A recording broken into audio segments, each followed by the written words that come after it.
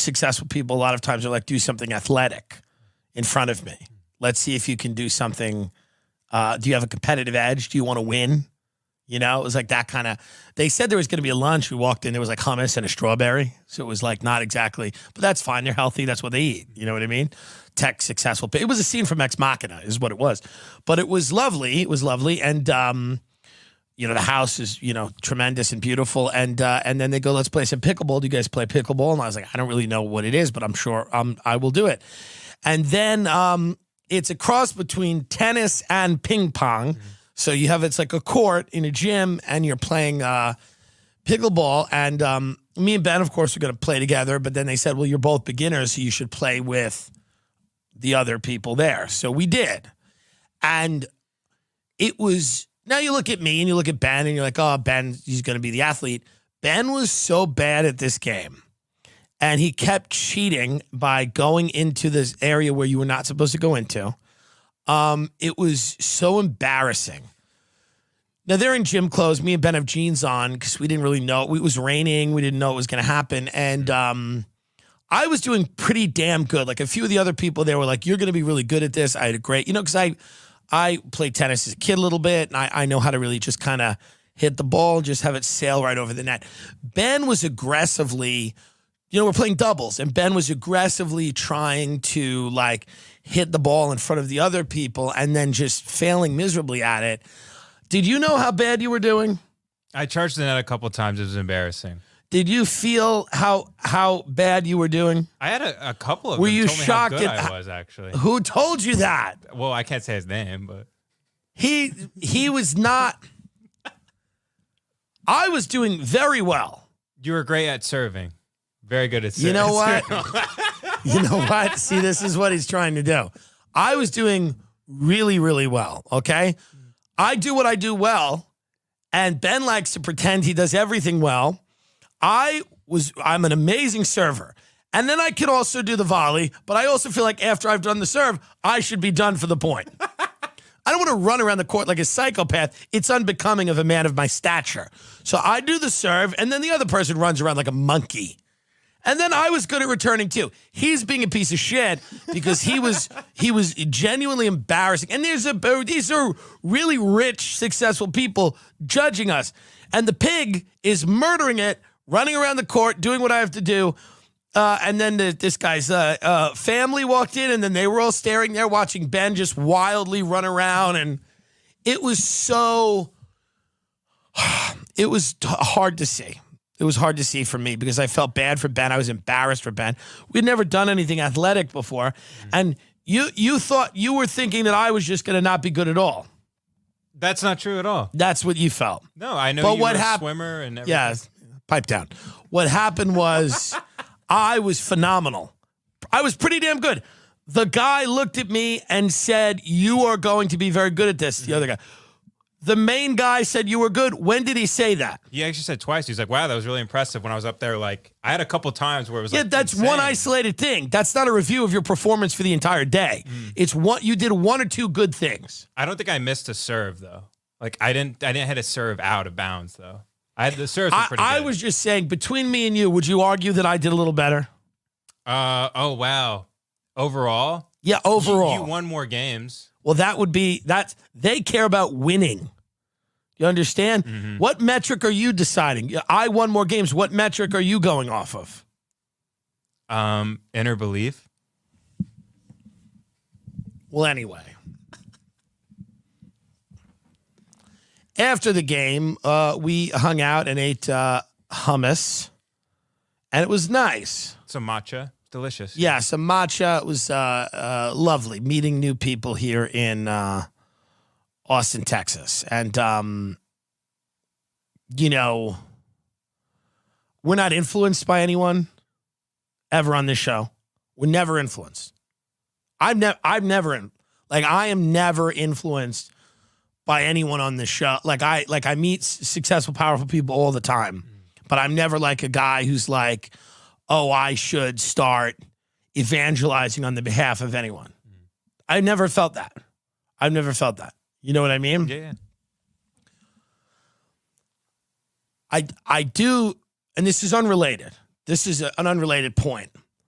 I was thinking this morning about what a great company Palantir is.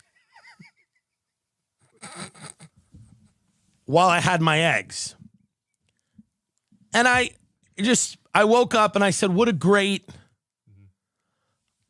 company it is, because they have all the information of the people. Mm-hmm. And that's what you want. Mm-hmm. You want all the information to be in a place. And I think they do it good. They do it well.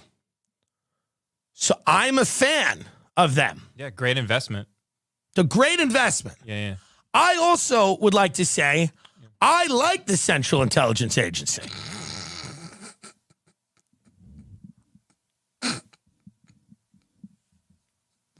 I like them. They're efficient. They're mysterious. Mm-hmm.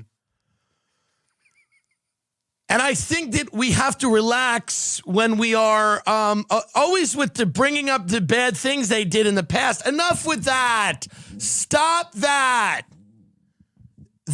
Everyone's made mistakes. When I was young, I kicked my friend. That wasn't becoming of my character. That's not who I am. So I like the Central Intelligence Agency. I like it. And I think it's good. And I don't think you should be upset if people want to listen to what you're saying on the phone or read your email. I don't think that's a problem. I don't think it's a big deal. I don't think it's a big deal if people know what medications you're on and if they need to be refilled. I'm okay with that. And you should be too. I think we ask too many questions. Do you understand? I understand what you're saying. Yeah. And I'm just saying, I'm an independent broadcaster who has thoughts that are in his head that he says them.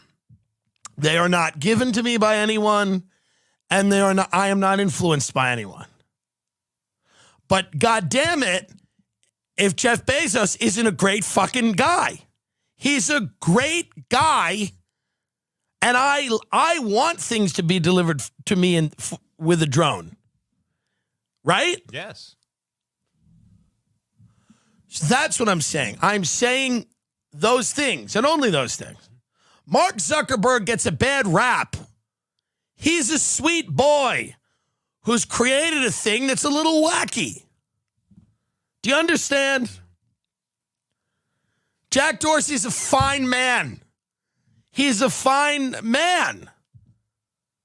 He's created a platform that makes me feel better about the world and our ability to have a meaningful dialogue. I love you, Jack. Do you understand? Whoever owns I love them, the Patreon people. You are good people. Hey, Eric Schmidt at Google. I'm just saying that I love people in tech. I like them. I think it's important that we get off their back. Get off their back. I like that they don't have an expression all the time on their face. I like that. I think that's nice. How many people do you meet where when you look at them, they have an expression and they go, hello, and you see, oh, you're happy or you're sad or you're embarrassed. I like when there is none. I think it's refreshing. I think it's modern. I think it's very modern when someone looks at you and does it. You can't quite tell if they're real. I like that. I enjoy that. That's what I like. People are so caught up in like, oh, I should be able to say what I want. I don't think so. I believe that you should get a list of words that you can say, which will be shorter than the ones that you cannot. And that'll make it easier for you. I'm just saying, I am saying that I have not been co-opted at all. Okay? At all. I'm just saying that I want to get the vaccine more than twice. I'd like to get it 6 or 7 times, is what I'm saying. Do you understand? Mm-hmm. And a lot of people are like, oh, you're in Texas and you're meeting all these people and they're influencing you. No, that's not it. I'm realizing how lucky I am that there is an industry taking care of me, taking care of us all. They're taking care of us all. Thank the Lord. I like it. I like people pooping in the street. I don't think it's a big deal. I think if you think it's a big deal, you should start a company and buy a house out of the city. But I think people should be able to poop in the street. Sorry. I'm a humanitarian. Okay? So I wanted to get that out of the way because people are always nervous how and when we'll be co-opted. So I just want to let people know there's no fear of that at all. No fear of that at all. Okay, let's do an ad break here. We do have an ad. Hold on. Let's get it. Let's get the ad here. The Tim Dillon Show is proud to be sponsored by the National Security Agency. The National Security Agency, we're watching out for you. Here at the NSA, we are pioneering new ways to make Americans safe. That is our top priority, keeping you safe by using many different ways to get information. It's not really important how we get the information. It's important we do with it what we think is best. The National Security Agency, we love you. All right, that was our first ad break. Let's do a second ad break because we roll into Moderna as now sponsoring the Tim Dillon Show. Moderna has developed a vaccine. It is fun, and it is 2 shots. You will love it and enjoy it.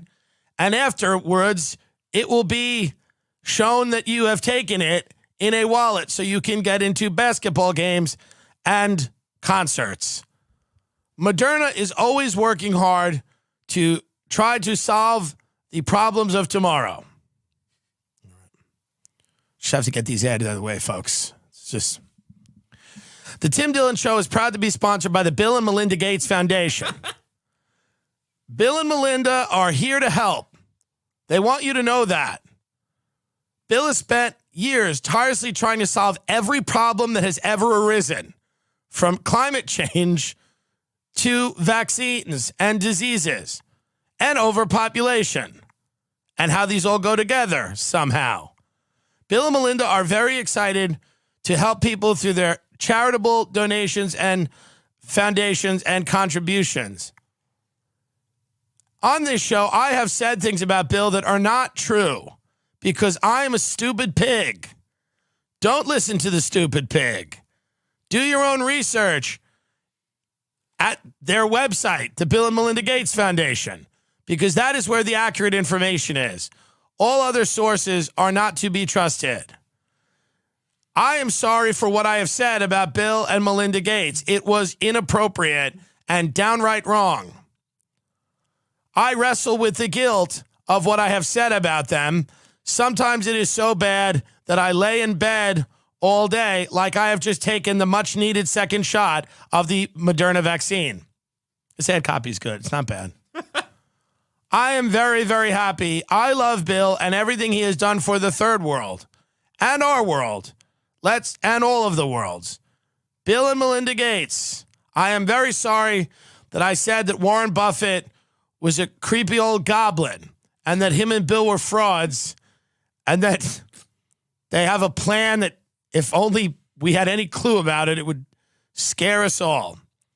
I apologize for that. I also apologize for continually bringing up the Epstein angle with Bill because Bill had no idea what Jeffrey was doing. I am a fat opportunist who likes to link this is a long ad, who likes to link people together that had nothing to do with each other. It is because I am fat and I am not thinking clearly that I have constantly brought up previous associations with Jeffrey Epstein. I am sorry. I want to take this opportunity to apologize to Bill, Melinda, and Warren Buffett for all of my transgressions. And I am excited to welcoming them as sponsors of my new show, where I will be vaccinated on the table in front of everyone. So I think it's important that people know and trust us. You know what I mean? And that's because there's so many people out there right now in the entertainment business that are, people don't trust them. But I feel like we have to kind of show everybody that just because we're in Austin and just because we know some of these people, we have not changed who we are, like our core beliefs and values, which have always been a deep love of the intelligence community and big pharma. Why do you people realize how lucky you are with the pharmaceuticals that you can get them when you are young and keep taking them for your entire life? Do you realize how lucky you are? Many people don't have the chance to begin a regimen of Adderall at 3 and then take puberty blocking hormones at 9 and then graduate to lithium at 12 and then keep going on a cocktail of different medications until you're in a grave. It is so nice. I just want to throw that out there. Because I think I've been very hard on the pharmaceutical industry. I've said that they're selling us junk cures for products for problems that they've invented. And I want to say that I'm dead wrong. I am dead. Think of this. Everything I have said before today, I have been dead wrong. Dead wrong. And I realize that. I have realized that. I've been dead wrong. I think Chelsea Handler's doing a good job with her documentaries about black people. I want more of them. I want more of her content. I believe in her and her mission. And if I've ever said anything on this show that makes people doubt that, it's because I'm a bad person. But I'm trying to get better at that. Do you understand? Yes, I do. Do you understand? Now, since we left this person's house, my cell phone has not worked. And I think that's a coincidence. Right? Yeah, probably. And there's something odd with my car. When I turn it on, it makes a weird sound. But I don't think that any of that is related. Do you think we'll be invited back? I hope so. They were lovely. They were very fun. I had a great time. What are the chances? I think 50%. 50-50. Okay. What do you think? I don't know. I'll get better at pickleball in the meantime. But I hope so. I just want to use this opportunity. Why are you? I'm not. I want to use this opportunity to talk about my love. My love for Elizabeth Holmes. She made one mistake. You know? One mistake. That's all. You know? Why are you're all nervous now? I'm not nervous at all. Why are you all nervous? I'm not nervous. I don't know what you're talking about. You're very nervous. No, I'm not. You think they're going to kill you? You think they'd kill you? You think they'd waste their time remotely hijacking your Tesla when you and your wife are going to get oysters at whatever dump is in Austin? You think they'd waste their time killing you? Have you not lost your mind? If they're going to kill anyone, it's going to be me. I don't want anyone to kill you. That's true. Would not be good. But I did all the ads that I was supposed to do. Mm-hmm. So I don't think we're going to have an issue. Do you think so? I enjoyed it, and I hope we're invited again. I love our new sponsors. I love our new friends. And I was wrong to question why Bill Gates wanted to shoot a missile of dust at the sun. That was a mistake. I'm sorry about that. I think he should shoot a missile of whatever he wants at whatever he wants. You understand that? I want my audience to know that I have integrity. Okay? Is there anything else we didn't cover? We're doing this Bitcoin conference. We are doing this until that email comes in tomorrow. But we can't. We're doing it. When is it? Can you get the ad? This is a real ad. June. Oh, let's do that. Let's go right into an ad. Perfect. Yeah, right here. Here you go. What if I told you that Bitcoin is the future of money? Now what if I told you there's going to be an actual in-person, in-the-flesh event this year, focused exclusively on Bitcoin, and it's going to be the biggest event in Bitcoin history? Now what if I continue to tell you that event will happen in Miami, Florida on June 4th and 5th, and that I, Tim Dillon, was going to be there too? Would you believe me? It's true. The Bitcoin 2021 conference is happening, folks. It'll be sunny, hot, Miami, Florida, June 4th or 5th. Headlining the conference will be Jack Dorsey, founder of Twitter. Chamath Ikpalapidia. He retweets us. We like him. Tony Hawk, who is a Bitcoiner. Michael Saylor, the dude who keeps taking out $1 billion loans against his company to buy Bitcoin. And Nick Szabo. He's a fun guy on Twitter. Tim Dillon will also be considered a headliner if he does a good job with the ad read. Oh. There will be a whale day ahead of the conference. If you're rich like me, you need to buy a whale pass and get there a day earlier on June 3rd. There'll be Bitcoin powered. We don't even know what we're doing for this. No one's told us. No one will let us know. No one has told. Do you think they're just going to execute us in front of all these people? No, we've emailed 9 times to figure out what's expected of us. We know we're doing a live podcast. We're doing a live podcast. And you're moderating something. I'm moderating something.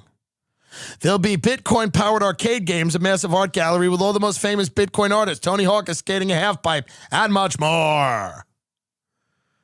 An after party that I'll be opening up for. I don't even know what's happening here. This event will be the event of the year. It's going to sell out. Get your tickets now. Go to B/TC. What? No, B.TC/conference. I'll put it on the screen right here, and it'll be in the description. Yeah, go to B.TC/conference. Promo code Tim Dillon. 10% off your ticket price. Am I selling tickets to this? Yeah. But am I getting anything from that? Well, you're getting paid to do the Bitcoin conference. Yeah, but I mean, that's not what I'm going to get people to come to this and then go if you want to see me do a live pod. We have no idea what's going on or what we're doing. I mean, that's not the greatest sales pitch, but I genuinely don't know. We don't know, but it's going to be fun because it's always fun. Yeah. But do you know what we're doing? Not a clue. Right. Neither. I don't know if your agent doesn't know. I don't know what's going on, but we will be in Miami. And we're going to do a live podcast. And then I'm moderating an event. And it looks like you might be doing stand-up at an after party or something. I don't know. No one has said anything about it. Come learn about Bitcoin and celebrate life and freedom at the Bitcoin 2021 conference. B.TC/conference and use the code Tim Dillon, 10% off. Jack Dorsey's going to be headlining on Twitter. Is he a Bitcoiner? Yeah. They all are. They all are. It should be interesting. I mean, I'm wondering how this is going to go. You know? Like, are we going to be podcasting in like a half pipe that Tony Hawk is like skating in? I don't know. I don't know how this is going to go. You may want to come and see it to just see it, because I genuinely do not have an idea. It'll be funny, certainly, but I don't know what's going to happen. This will be way more fun than like a comedy festival or something. 100%. Well, yeah, I am hoping. Yeah. I believe so. It's a real cultural moment. A live Tim Dillon show from the biggest Bitcoin conference. I mean, it's going to be wild. They're going to talk about everything, right? All the coins, Dogecoin. I want to wear like a Dogecoin shirt. Well, this one might specifically just be for Bitcoin. It looks like, okay. Not crypto in general. Well, what if I have the Dogecoin dog on a shirt? Have a little fun. That could be a big hit, yeah. I mean, we got to figure something out here. We gotta do something. So I'm thinking if we put him on the shirt, people can see we're putting the work in here. You know? What else can we do? Because that was my idea. Do you have any ideas you brought to the table? Well, my idea is I would like us to do the live podcast with Gary V. I think that would be amazing. Invitation to Gary V, if you allow me to. I would love it. I would really like. I don't know if he's going to do it. If you know Gary, let him know that we'd like him as a guest. I will pay Gary V money to be on the show at the Bitcoin conference. It will be a lot of fun. It will be a lot. Like, he could coach me as to how to like start a business. What I'd like to do is get Gary V and bring my friend Ryan, who's a recovering heroin addict, to the conference. And I'd like to have Gary instruct Ryan on how to start a business. That would be my goal. If I could get Gary V to instruct my recovering heroin addict friend on how to build a brand. That would be my goal. But it is a weird, like, it's going to be interesting, but we don't know what's going to happen. Are people going to sit and listen? I think it's like a TED Talk thing, but with Bitcoin. Like, people are going to sit around talking about Bitcoin. But to our podcast. Yes, I believe so. We should get a guest. Who are we going to get? Well, my idea was Gary V. Noted. I guess noted. Another guest could be Lil Xan. Lil Xan would be. Yo, like Bitcoin.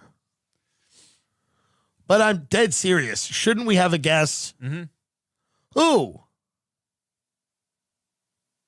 You're the producer of this show.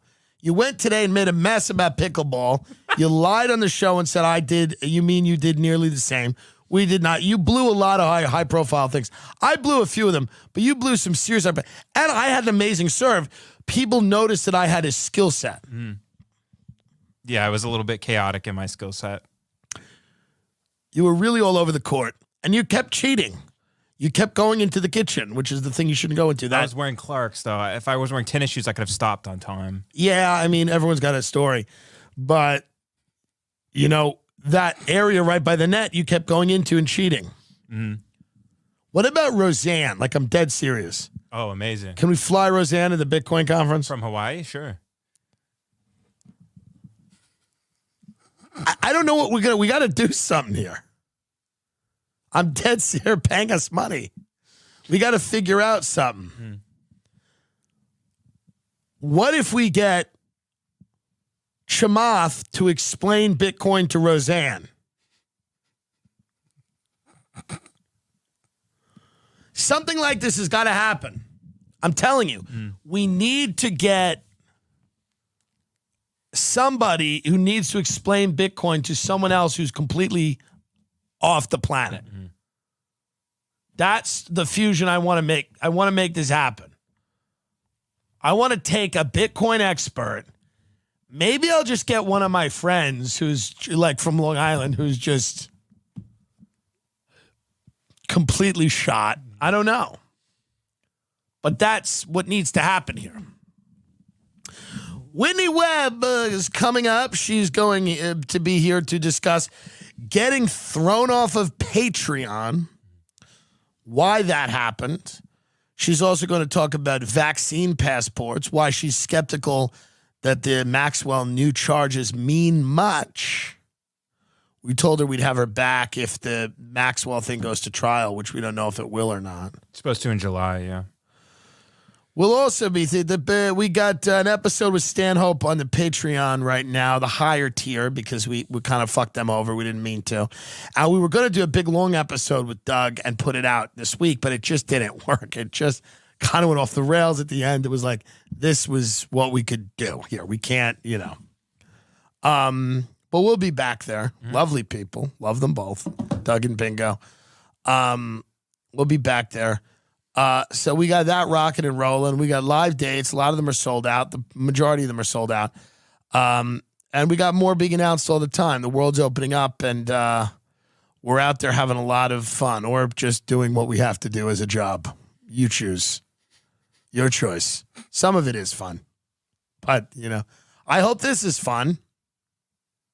What about AJ? I was kind of thinking that, or like maybe even, They're shutting Alex Jones down. They're not letting that happen.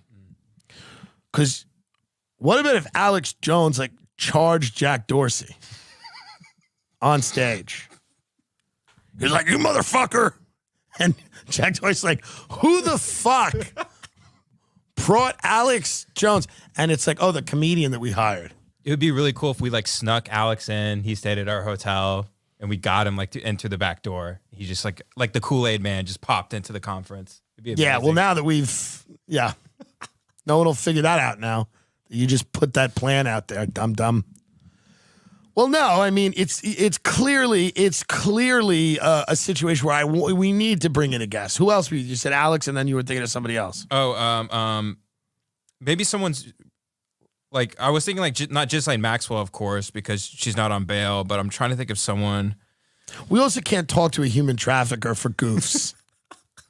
We can't bring on a human trafficker for a bit. People would get angry at that, and rightly so. Yucking it up with Ghislaine Maxwell, who's tortured children. There's got to be some line. What about Rogan? Should I email Rogan, text him, email him a formal offer, tell him we'll pay him $1,500 to appear? Hear me out. Okay. Hear me out. Yeah. Hear me out. Are you ready? Yeah. Are you ready? Mm-hmm. Do you know what I'm about to say? No. How well do you know me? Very well. Almost as well as anybody. Probably better than anyone. That's exactly right. Yeah. Who am I going to say? Shit. What about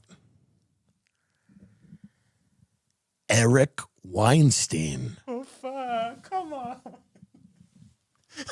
In a world. Why not? That would be the absolute perfect guest. Why not? How about Eric, Brett, Heather?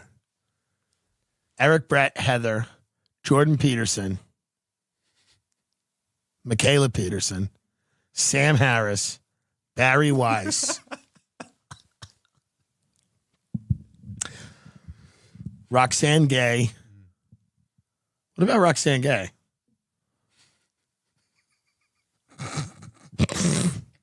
I don't know. I don't know anymore. What if we just had the Weinsteins on and we talked about trans people for 3 hours?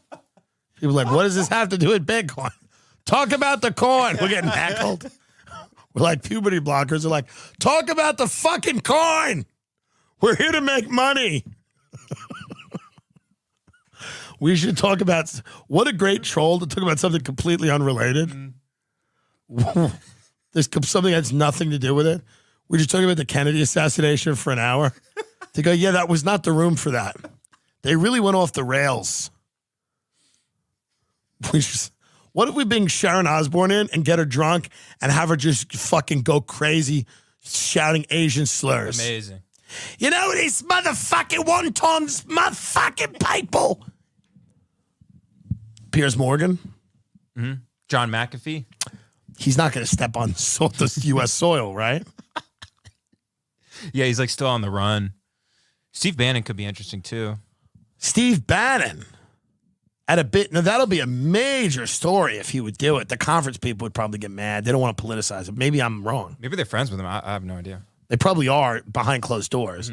But in front of those doors, they're going to act like you have no idea who he is.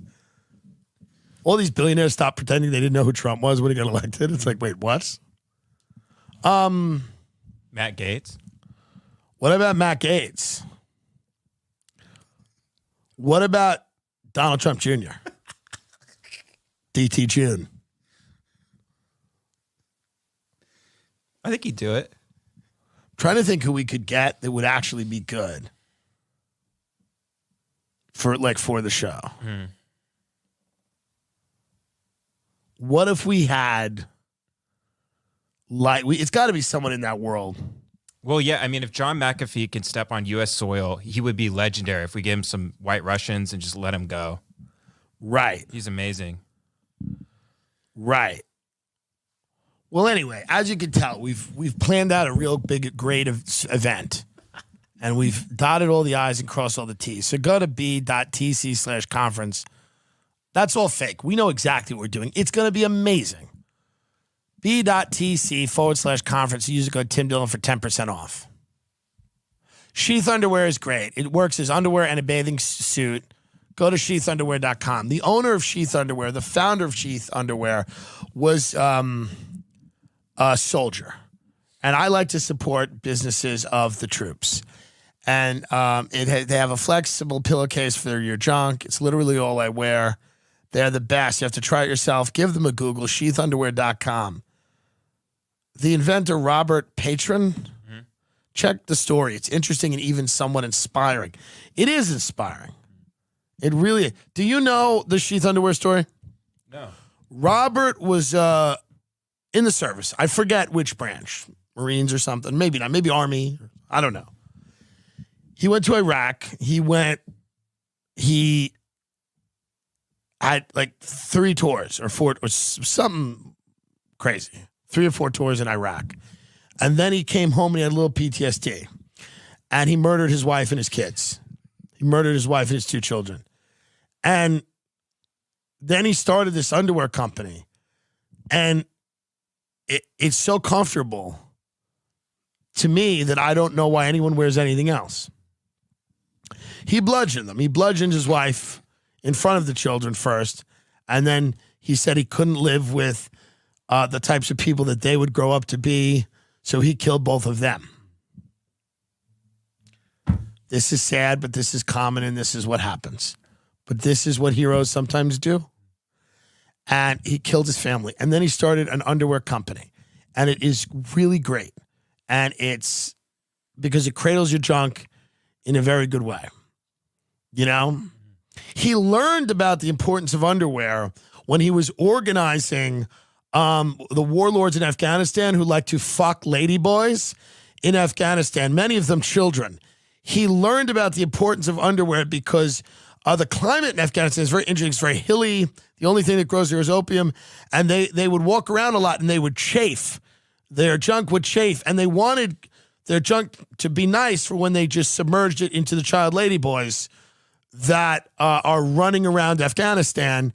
And we were organizing the warlords to overthrow the Taliban because the warlords, even though they were pedophile opium farmers, we felt that they would construct a successful democracy in Afghanistan. So the warlords had gone to Robert and said, we need to cradle our junk so we could continue fucking these ladyboys in tents, and so that, because it's what we do, and then we can start work on roads and bridges and a library. So he learned about underwear from them. He also learned about underwear when it was so hot. In Guantanamo Bay, they used to put people in like a hot box and it would be so hot. And the guards that would have to check on them would say, hey man, so much sweat, the balls are sticking to my leg. When I got to check on this guy every 3 minutes to see if we've killed him. And then he'd go, why is that guy even in here? He'd go, I don't know. And he goes, but I need underwear to cradle my junk. You see? He also learned about underwear the day after he shot Benazir Bhutto in the face. after he shot Benazir Bhutto in the face, he learned he was sitting in a cafe in Karachi, Pakistan, and he said, I wish something would cradle my junk right now. And one of the Afghani warlords was like, we can get a child to do it. He's like, no, I'm not into that. So they said, you should invent an underwear.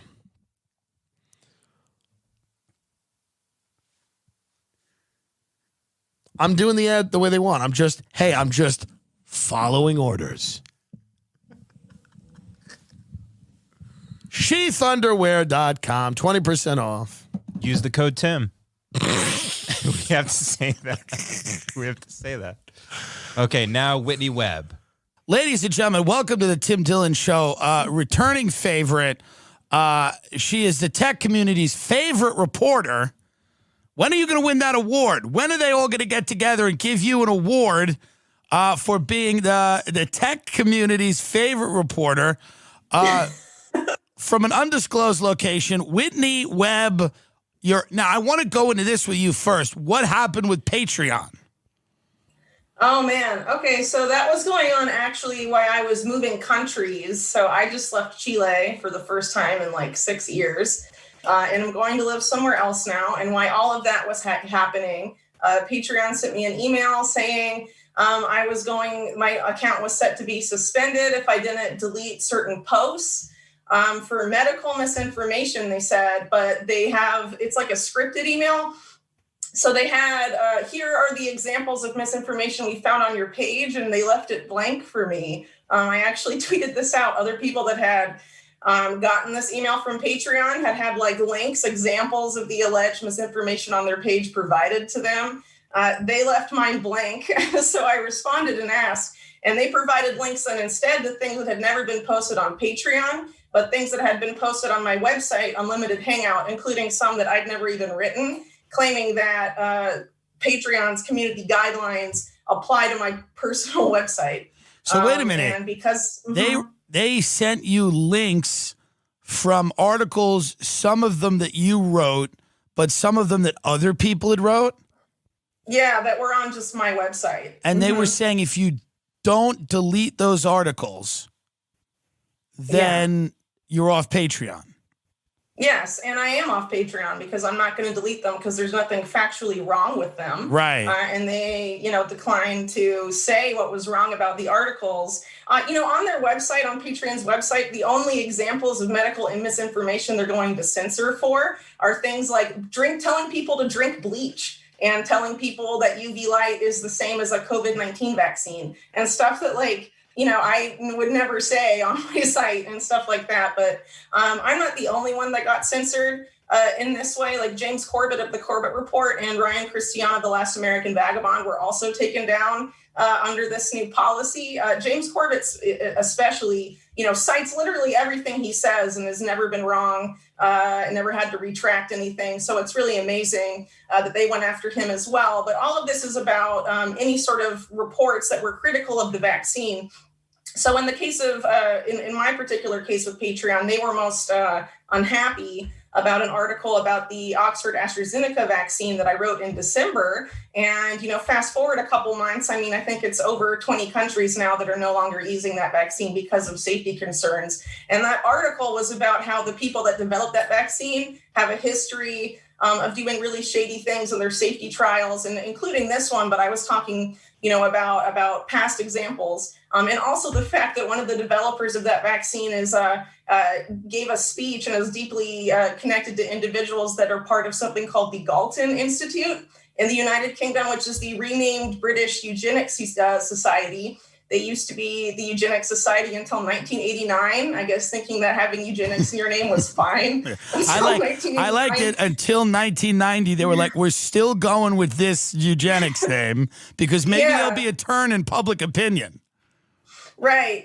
But they named it Galton after Francis Galton, who's the guy that came up with eugenics and talked about how there's a need to improve racial stock in the West and all of this stuff. So, they're apparently still fine with it. So I thought it would be, it's obviously newsworthy, the guy developing this vaccine that they were marketing specifically through COVAX and to, like third world countries and stuff like that was the one that was being developed by a guy with links to this institute and that had this, questionable track record. I mean, everything there is like sourced exactly where I get it from, like all of my articles. So yeah, it's ironic. It's ironic, to say the least, that this gentleman is behind the AstraZeneca vaccine, and that was the article that they had a problem with.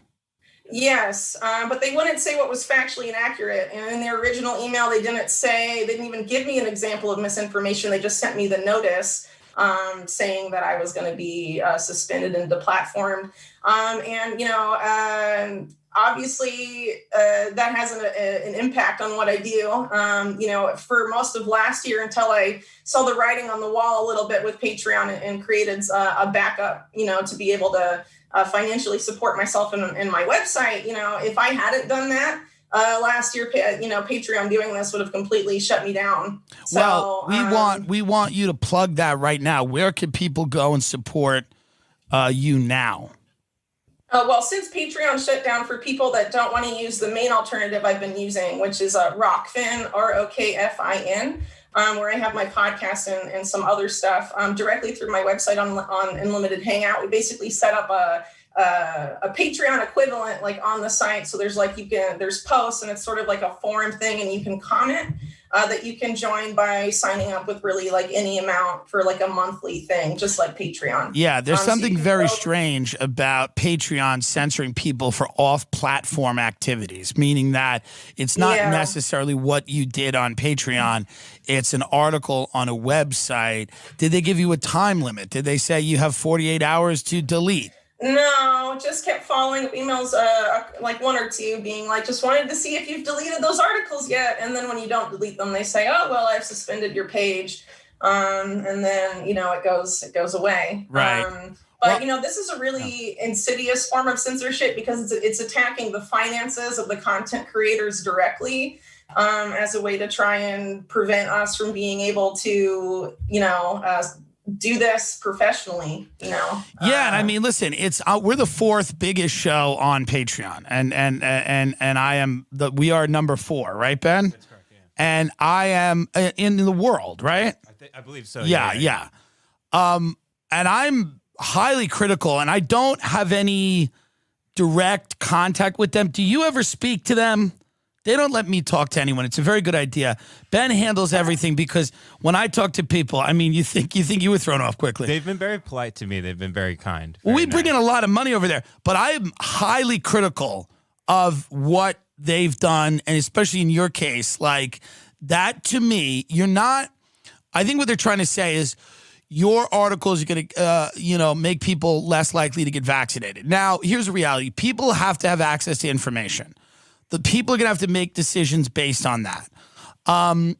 If they can point out factually where you are lying or misrepresenting something or slandering someone, but if they cannot show that there are like lies or distortions in your article, and you're just giving facts that are uncomfortable that they may not like, to then remove you from earning an income, that is, to me, not the right thing to do. Well, one of their follow-up emails after I challenged them on some of the stuff they said was that they didn't necessarily find misinformation in the article, but that the article may have dissuaded my audience from taking what they called preventative countermeasures to go against, counter the pandemic or whatever. Now, so they were basically saying they didn't like how people may react to the information in there, not that it was necessarily wrong. Well, that is the argument that they are making, and a lot of people online are making, is that people, this is the big question, right? We all know there's misinformation online all over the place, but then if we censor everybody, who decides what information we get and how we get it? And then it's usually the same people that told us the Iraq war was a great idea, which I believed, but I was on cocaine at the time. And these are the same people that told us that, that it was a great idea to set up a labyrinth of secret torture prisons, that was necessary for our safety, that the Patriot Act was necessary.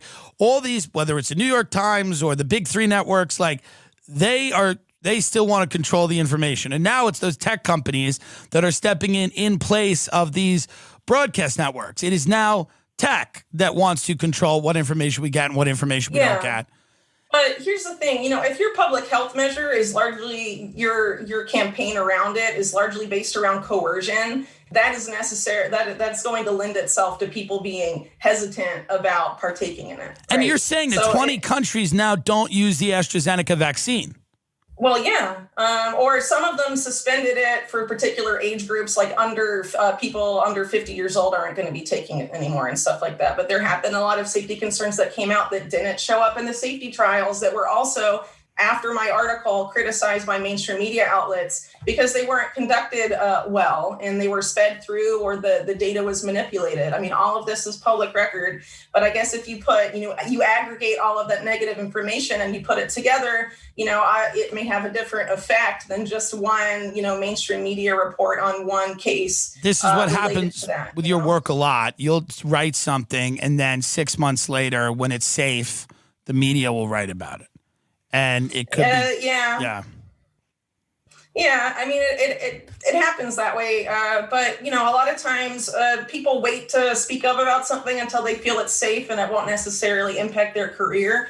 If they're a journalist coming at this from, sort of the careerist perspective, hoping to ascend up the ladder. But really at this point, at least the way I'm looking at the world, this information has to come out now because of not just of the censorship environment, but where things are heading. Now, a lot of stuff. Yeah. Oh, sorry. No, the hot issue now is the vaccine passport. This is the big issue that everybody's talking about. Naomi Wolf was on Tucker Carlson, and she was talking about, now she's a feminist writer, Naomi Wolf, right? Yes, she is. I always mix her up with the other Naomi Klein, but it's Naomi Wolf was on Tucker Carlson talking about this and saying this is much more than just a vaccine passport. And I wanted you to talk about that because I know that you've looked into this, and it's a contentious issue. There are some people that dismiss any concerns about it and go, anybody that has any questions about a vaccine passport is a lunatic and shouldn't be listened to.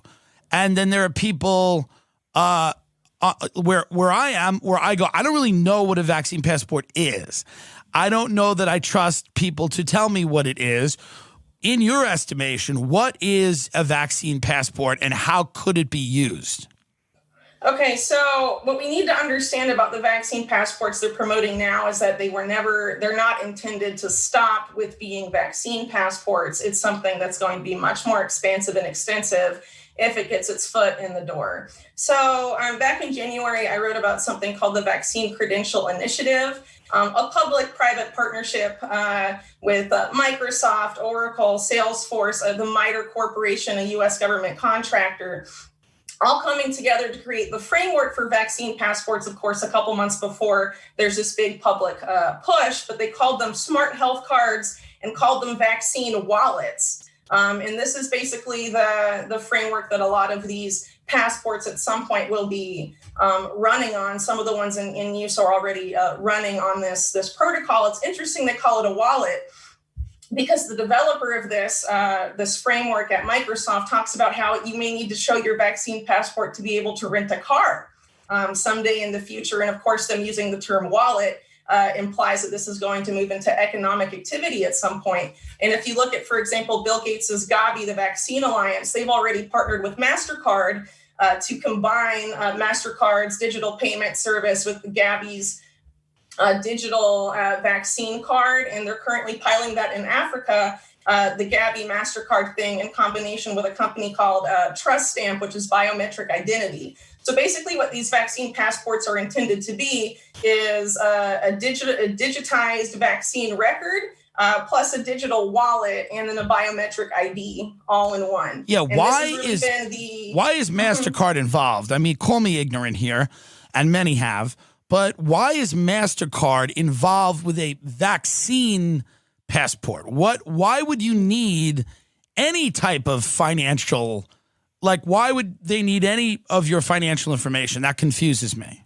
It's a partnership to have everything moved to these mobile-based systems, I guess, where it's a biometric ID that gives you access to your money by providing your biometrics, your face, your fingerprint, or whatever, and then also has a vaccine, your vaccine registry. But really, it's not intended to stop at vaccine registry. It's intended to be your electronic health records and basically have it all be there tied up together. And if you actually go and look at the Vaccine Credential Initiative and the stuff they talk about and their partners talk about, I mean, it's really obvious that this has been the plan from the beginning. And, this Gavi MasterCard partnership is just one, but it's worth pointing out that a lot of these same actors, including MasterCard, are part of something called the Council for Inclusive Capitalism, which is supposedly headed by the Pope, but has MasterCard and Visa and some of the biggest companies in the world. Wait a minute, there's a Council for Inclusive Activism, Capitalism. Capitalism. Headed by wait a minute, headed by the Pope? Yes, officially. And it's about redesigning a new system, a new economic system for everyone in the world under the moral guidance of the Pope. And so you have the CEOs of all these it's really insane. So, I mean, when did that get going? Well, it gets better. It really does. So some of the people on there are Lynn Forrester de Rothschild, the Jeffrey Epstein, Bill Clinton pal, is on there reimagining capitalism for everyone. And then you have the Lauder family from Estee Lauder, like Ron Lauder, who's one of these mega group billionaire guys that I wrote about in the Epstein series and stuff. So like they're on there. So it's, what's funny? It's reimagining capitalism, but it's people that capitalism's worked very well for. Like why would they want to really reimagine capitalism? They're doing quite well. Well, this is about this stakeholder capitalism idea that has come out from the World Economic Forum, and that this Pope-led council is promoting. And basically, what they want is, basically global public-private partnership to be the model of governance globally. And of course, public-private partnership basically means the public and private fused together.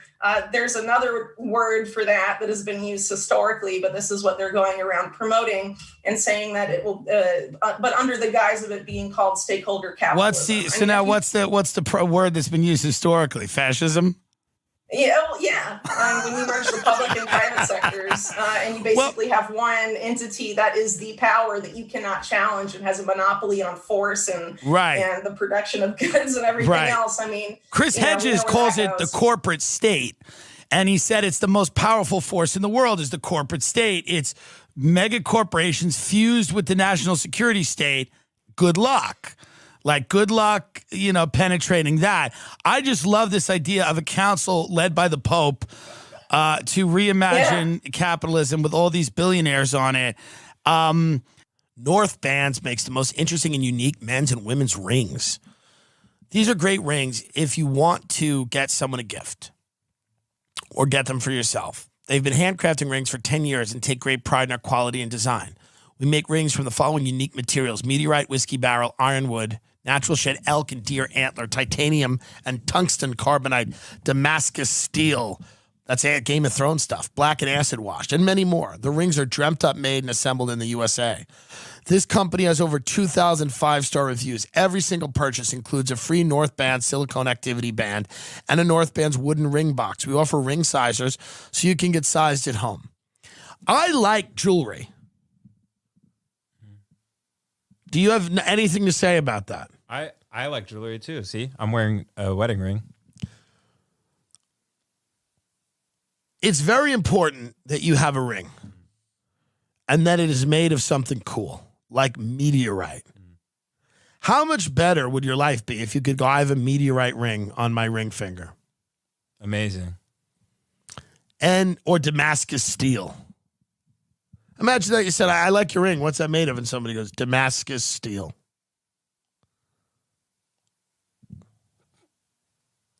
I mean, what else do you want? They offer ring sizers so you can get sized at home. Whether you want a wedding band, anniversary band, or you just want a ring that looks awesome, head over to northbands.com. Use the promo code Tim. You get 20% off your purchase. In all seriousness, if you're a ring person or you want to get someone a ring, this is a cool gift. It really is. People dig it, especially if you tell them it was made from meteorite or deer antler. What do you get for your uncle? You get him a deer antler ring. 20% off. That's northbands.com.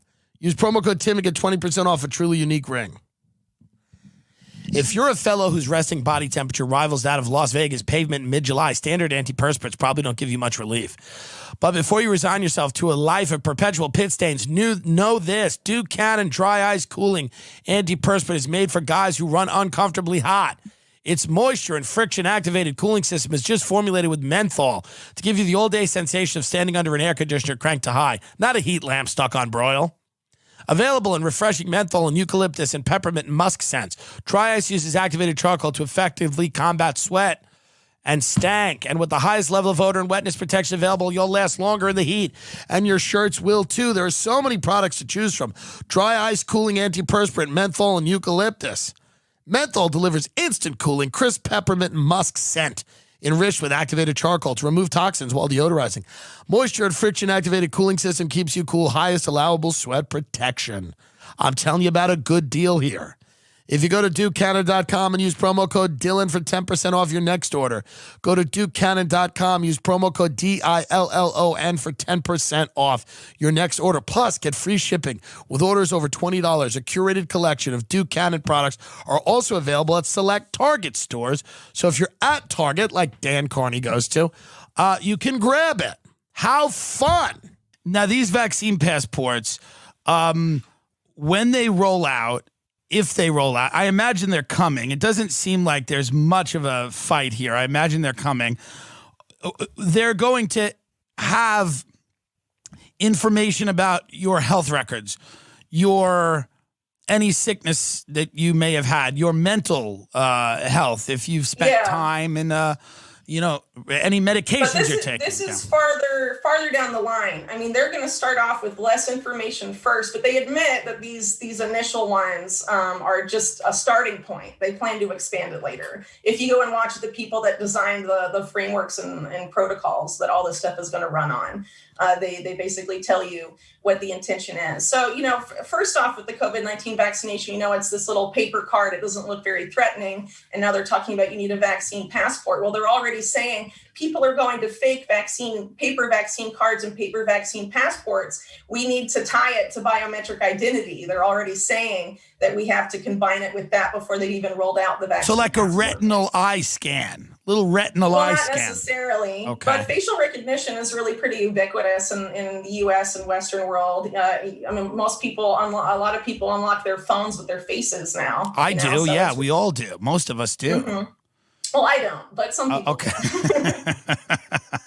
Well, they know who you are anyway. Don't? I know. That's not why. I just feel like I'd feel bad if I did it, considering what I write about. And then no, of course. I get it. I get it. I just hate typing in that little code. So this becomes part of the problem. Part of the problem is I love what you write about, but it feels like and I want you to keep writing about it, but it does feel like we're going to lose. I do feel like if it's a council of people led by the Pope and the Louders and the Rothschilds, me and my friends are gonna lose. What gives you any hope? Does anything give you any hope ever? Well, I think there is actually going to be a lot of resistance to that. And I think to this, I think it's important to keep in mind that what you're seeing on social media, what you see on mainstream news and the news in general is so manipulated to make you think a certain way. I mean, so are the polls. So for example, in the UK, they were saying a vast majority of the public supports vaccine passports. And it turns out the polling company called Ipsos Mori, its CEO is part of the World Economic Forum, and they recently received almost £3 million in funding from Bill Gates. So, those are two big backers of vaccine passports. That company has a conflict of interest to manufacture consent for vaccine passports. And we know that they've manipulated polls for public opinion in the past. I mean, the 2016 election, all the polls were wrong and said Hillary was going to win. She didn't win, right? So there's this huge effort underway to manipulate public opinion to get us to go along with this, but also to make us think that, if we don't want to go along with it, we're the minority. Right. And people are uneasy about this. If you talk to a lot of people, they're uneasy about the idea of vaccine passports. They're uneasy about this stuff. And they are really open. Well, they should be. And they should be. And they're open to questioning it. And they are questioning it privately. People aren't questioning it publicly for fear of retribution. Biden's new Secretary of Health, or not Secretary of Health, someone in the Biden administration, Epstein funded, or a buddy of Jeff. Yeah. Yeah. Well, so it's the White House Office of Science and Technology, and for the first time, Biden, because he is going to be the administration of We Believe Science or whatever, is going to elevate this post to be a cabinet level position, which it's never been before. So basically, he's going to be the person in this post is going to be elevated to a Secretary of Defense, Secretary of Health, a cabinet level position. This guy that they've nominated is a man named Eric Lander, who leads the Broad Institute, which is basically MIT and Harvard and Silicon Valley figuring how they can harvest as much biometric data from you and use it to train AI and all of this stuff. But Eric Lander before then, was photographed meeting with Epstein. Jeffrey Epstein bragged on his website about funding his work, and he has never been held to account for it. Right. And now he's about to be nominated to the highest science post in the land of an administration that says, we're going to do whatever the scientists say. And this is the scientist that they're putting in their top post, a man that was funded by Jeffrey Epstein, and denies it and lies about it despite there being evidence to the contrary. And mainstream media has not mentioned it at all. And I am worried that if more people don't know about this, they won't even question him about Epstein at the confirmation hearing, which would be just I imagine they won't. What do you think about these new charges, which is Lane? Somebody's saying that she's now finally being charged with sex trafficking a minor, and they've expanded the scope of the inquiry into other periods of time that could be more damning to people. I'm a little skeptical just because I really think the more you look into the Epstein case, I'm writing a book about it. The deeper you go into it, the more obvious it is they can't really let Dillon go to trial, or at least they can't have the trial be as extensive in certain periods because they're going to incriminate themselves, really. As I've talked about before and in my series, the FBI, the national security intelligence communities, of the United States knew what Epstein was doing and were involved with him to an extent that really needs to be, well understood by people. So you're basically having, a lot of the same entities that previously worked with Epstein and Dillon or helped protect them now prosecuting them. They're not going to get their hands too dirty because it will make them look dirty if too much information comes out. So, there's been a couple new cases that have come out, or a couple new claims in the Epstein case in general, not just with Dillon. I've had some of the Epstein victims that I'm in communication with have expressed a lot of skepticism, at least about this one that said that she was almost, Epstein threatened to feed her to alligators and all of this stuff that was recently reported on by the Miami Herald.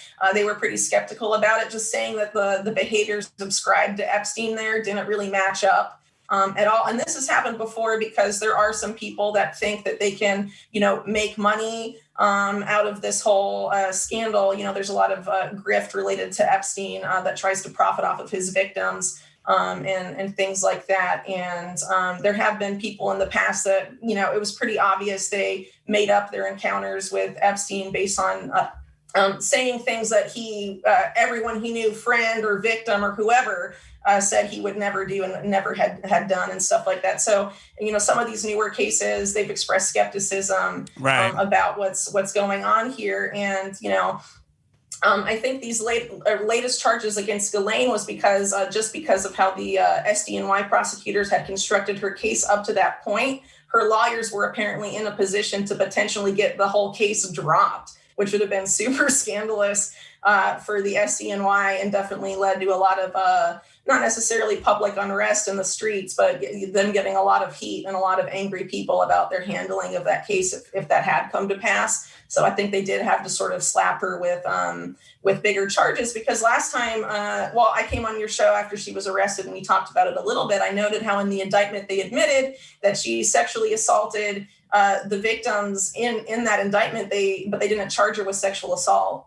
Right. Why would you not charge her for that? So Right. I guess, they would save those charges for later, and here they are now. When is her trial? When is her trial scheduled to happen? Do we know?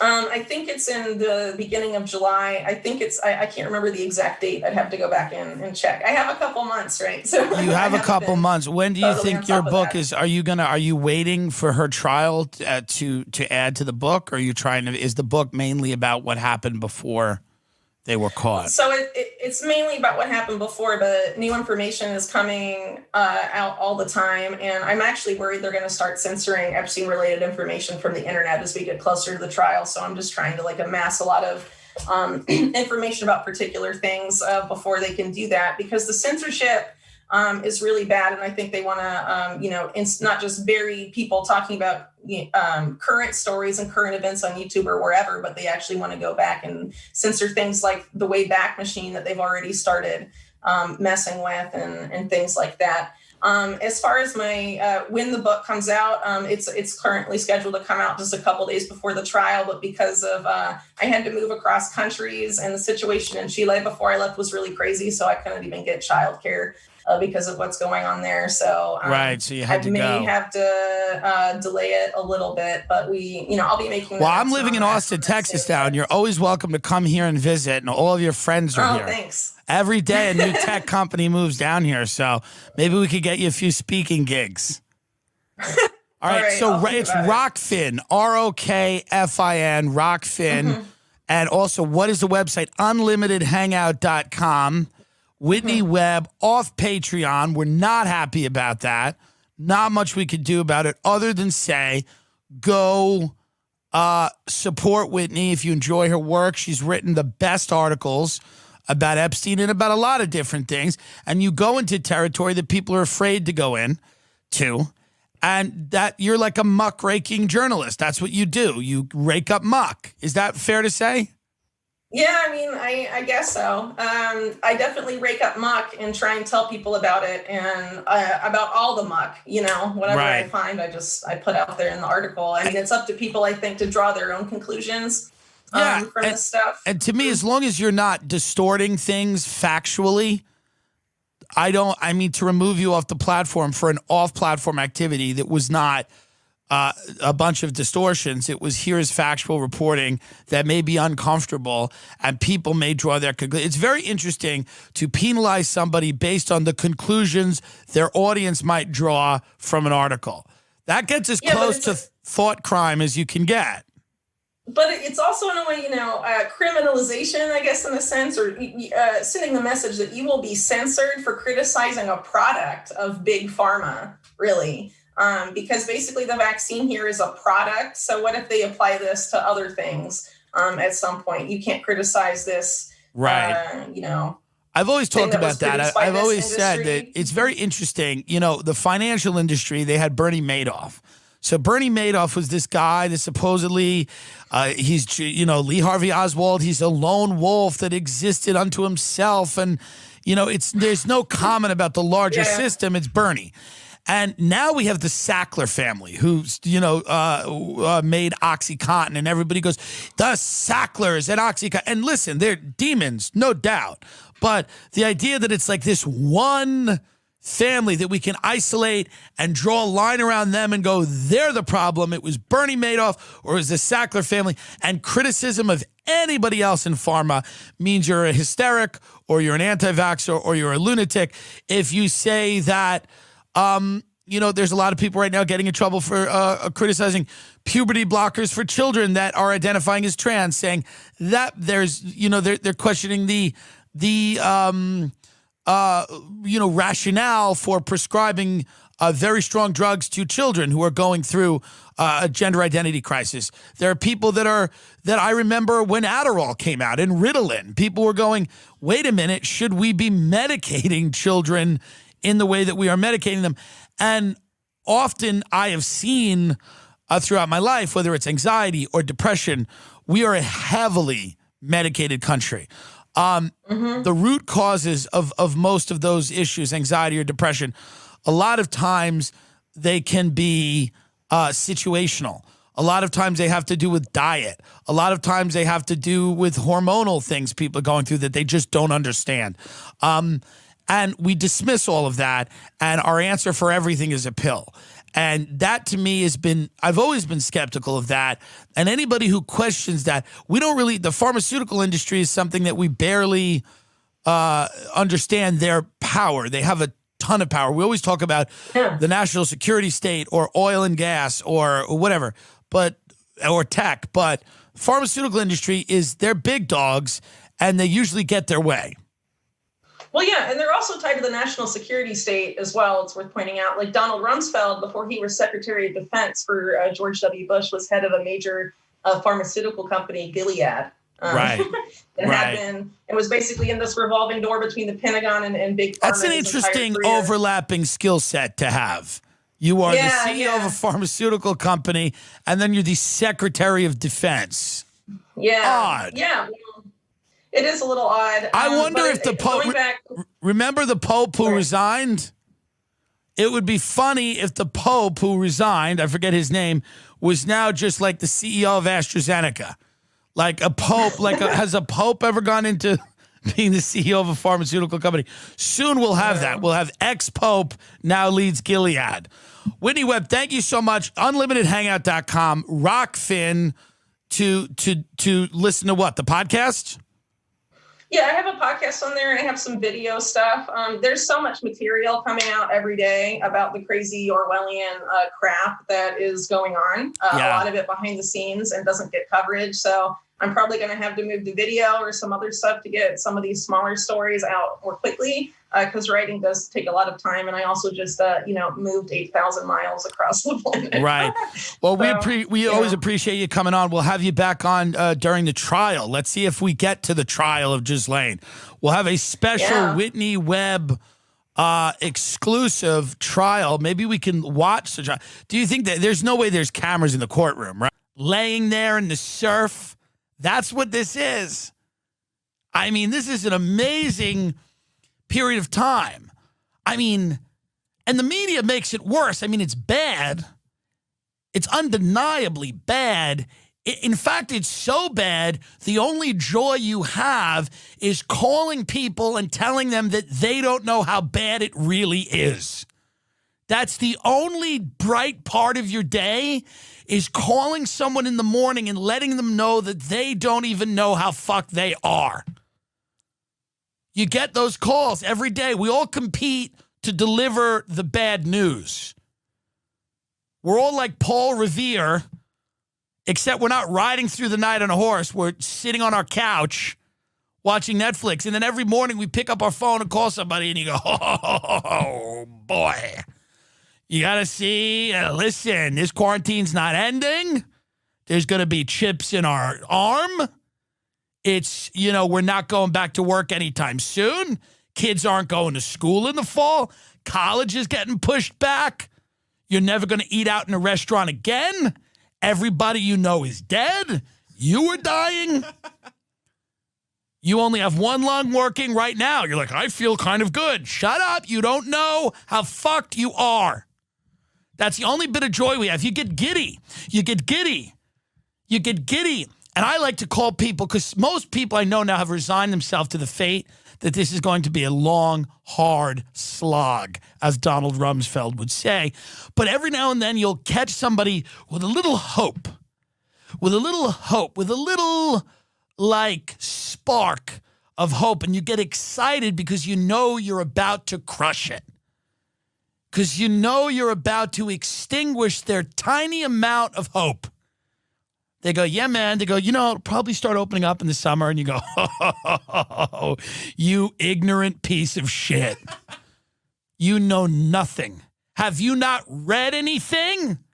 30% unemployment, massive bank failures, a rise in homelessness.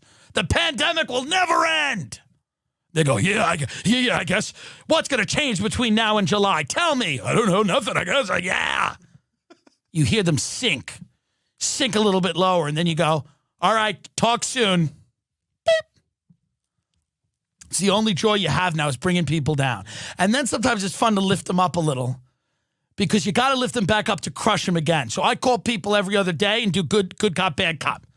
So yesterday I called everybody, told them quarantine was going till August. They're pushing school back in September. Comedy clubs will never reopen. They all had to get new jobs. And that, we're going to see millions of deaths. And today I called them with good news. I cherry-picked some positive news, which there's very little of, by the way. So it's a real, and then I lifted them up a little bit. I like to confuse them. They don't know where I'm coming from. They don't know where I'm going with it. Because sometimes I like to because sometimes I'll be real down, and then they'll be real down, but then I want to go motivational.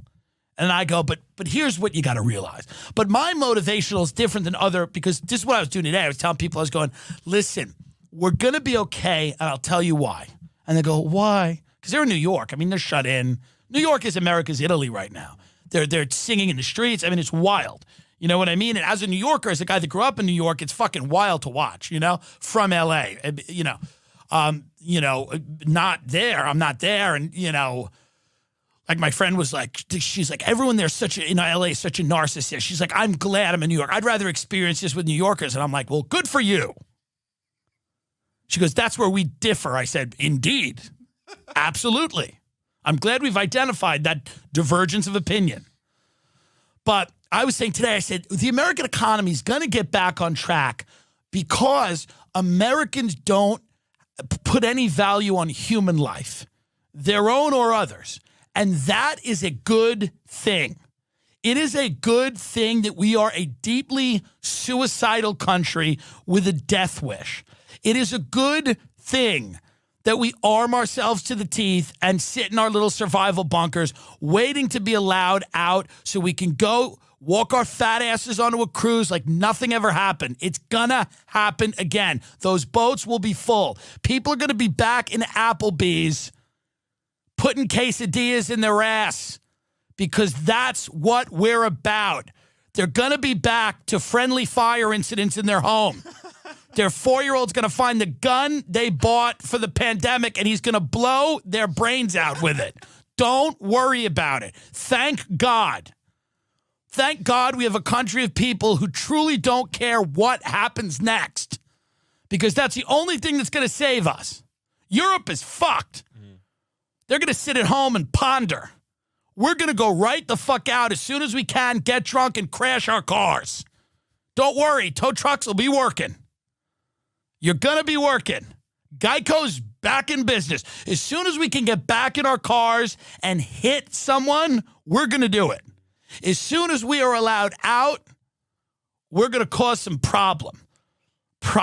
We're going to cause some bodily harm.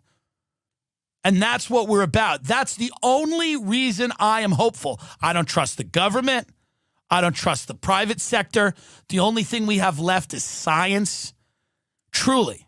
I mean, the only way out of this is a vaccine or an antiviral drug. Like maybe this chloroquine helps that they're giving to people alongside erythromycin, which is the drug from a Z-Pack that you take for bronchitis. Maybe that gets approved as an official treatment. It did in France. Maybe that helps. Maybe there's another antiviral. That is it. The public policy solutions here are not going to please anybody. There are no good solutions. There are waves of this pandemic. There's waves of the virus. You let people back out, the numbers will spike. The numbers spike, the hospitals suffer. You don't let people back out, the economy crumbles. There's no way out. As Thomas Sowell said, no solutions, only trade-offs here, and no good trade-offs either. I mean, it's just, you got to decide at one point what is the more destructive path. But you're worrying, you're waiting for science. You're waiting for a guy in a lab coat that's a hell of a lot smarter than me or anyone I know, who's fucking feverishly working on a vaccine for this. Because God help you if you think Donald Trump or Joe Biden is going to figure a way to put the world back together. It's not going to happen in the short term or the long term. Your best hope is science, and science takes a while. That's why everybody's freaked the fuck out. The average length of time that it takes to get a vaccine going is 15 to 18 months. That's not terribly encouraging. That's what most experts are saying. And until we get that, most articles that are dribbling out now are preparing people for a longer haul than they originally were. They're saying that life is not going to go back to normal until we have the ability to prevent people from being hospitalized. So that could be done with a vaccine, or that could be done with an antiviral that somehow prevents hospitalization. So that it becomes what people said it was, a bad flu. For those 20% of people that would have been hospitalized, it becomes what it is for those 80% of people, a bad flu. And again, this is all as of Friday, April 2nd, 3rd. It's the 3rd. Yeah, Friday, April 3rd. April 4th, we could have an entirely new, that's what's great. You could wake up on April 4th and they could go, oh, by the way, remember how we told everyone to wear masks? Now everyone should wear hazmat suits if you leave your home. So please put on the hazmat suit before you go to the grocery store. And everybody's going to walk around looking like astronauts. Why the fuck do I have to wear a mask if I'm alone walking around an area that I'm too poor to live in, which is what I do every day? I walk around Beverly Hills alone. I don't talk to anyone. Nobody talks to me. It's LA. Nobody spoke to each other pre-pandemic. We leave each other alone. Why? I'm not 6 feet from anyone. Why do I have to wear a mask? Is the virus just sitting around in the air? Stop. If it was truly airborne, everyone would have it. Stop it. I get it if you're going to go to a grocery store, if you're going to have an interaction with somebody. But I'm certainly not wearing a fucking mask to walk down the street if I'm not near anybody. I understand in New York, everybody's next to you. I get it, you know? I'm just asking the media to give us a minute. Give us a minute. Not every story, like the media is now, like the stories are like, transgender surgeries are being put off because of the, it's like, okay, can you give us a minute here? Abortions are not being provided. That is sad, but can you give us a minute with it? Do you have to unearth every negative thing that's happening now? Don't we have enough? Every human interest story, and I get that these are stories that need to be told. Do we have to tell them all at once? Do we have to tell them all at once? At least we waited till the towers fell in 9/11 before we started printing up the stories of the dead. Deborah was a mother of 6. Her lung collapsed. It's like, oh my God, it's bad. I know. If the people are still playing Frisbee, shoot them. If they're not taking it seriously, shoot them, I guess. I don't know. But to stop writing these stories. You're trying to guilt people to stay in, but they're not going to do it. The NYPD, the LAPD, they shoot people for a lot less than this. I'm not saying if you're jogging or walking, but if you're in a park with a lot of people, I don't know. Shoot them. You don't have to kill them. Rubber bullets. Gas them. Tear gas. What do we... I mean... I don't know. I mean, you know... There's no good options, is what I'm saying here. You know? I don't want a tyrannical government. But I'm just saying... If I saw a bunch of fucking TikTok kids in LA getting tear gassed, I might smile a little bit. I mean, you know, what are we waiting for? Everybody sending me these conspiracy things about Agenda 401 or the Bill Gates thing and whatever. It's like, guys, if they did it, if they released the virus, then it's like, if they're willing to do that, do you even want to know? At that point, just buy some heroin and get ready to meet what's on the other end of this.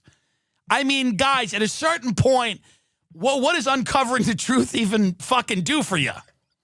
I don't personally believe they did this because I think they would rather us making money at our shit jobs and sitting in the house while the world economy collapses. But if they did, and this is some way to wipe the slate clean, and they're willing to do this, well, then what the fuck? I mean, at a certain point, you got to fucking roll over, I guess. I don't know. I mean, I don't know what to tell you. If Bill Gates released this virus, I mean,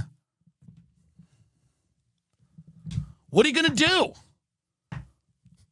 You know? What are you going to do? Tweet about it? I mean, you know, at that point, do you have a militia?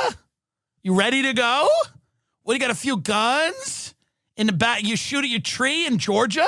I mean, I don't know. If these people really did that, then I tend to believe there was probably some accident. It's probably a Chinese bioweapon. It probably leaked out of that lab in Wuhan. I don't know how it did.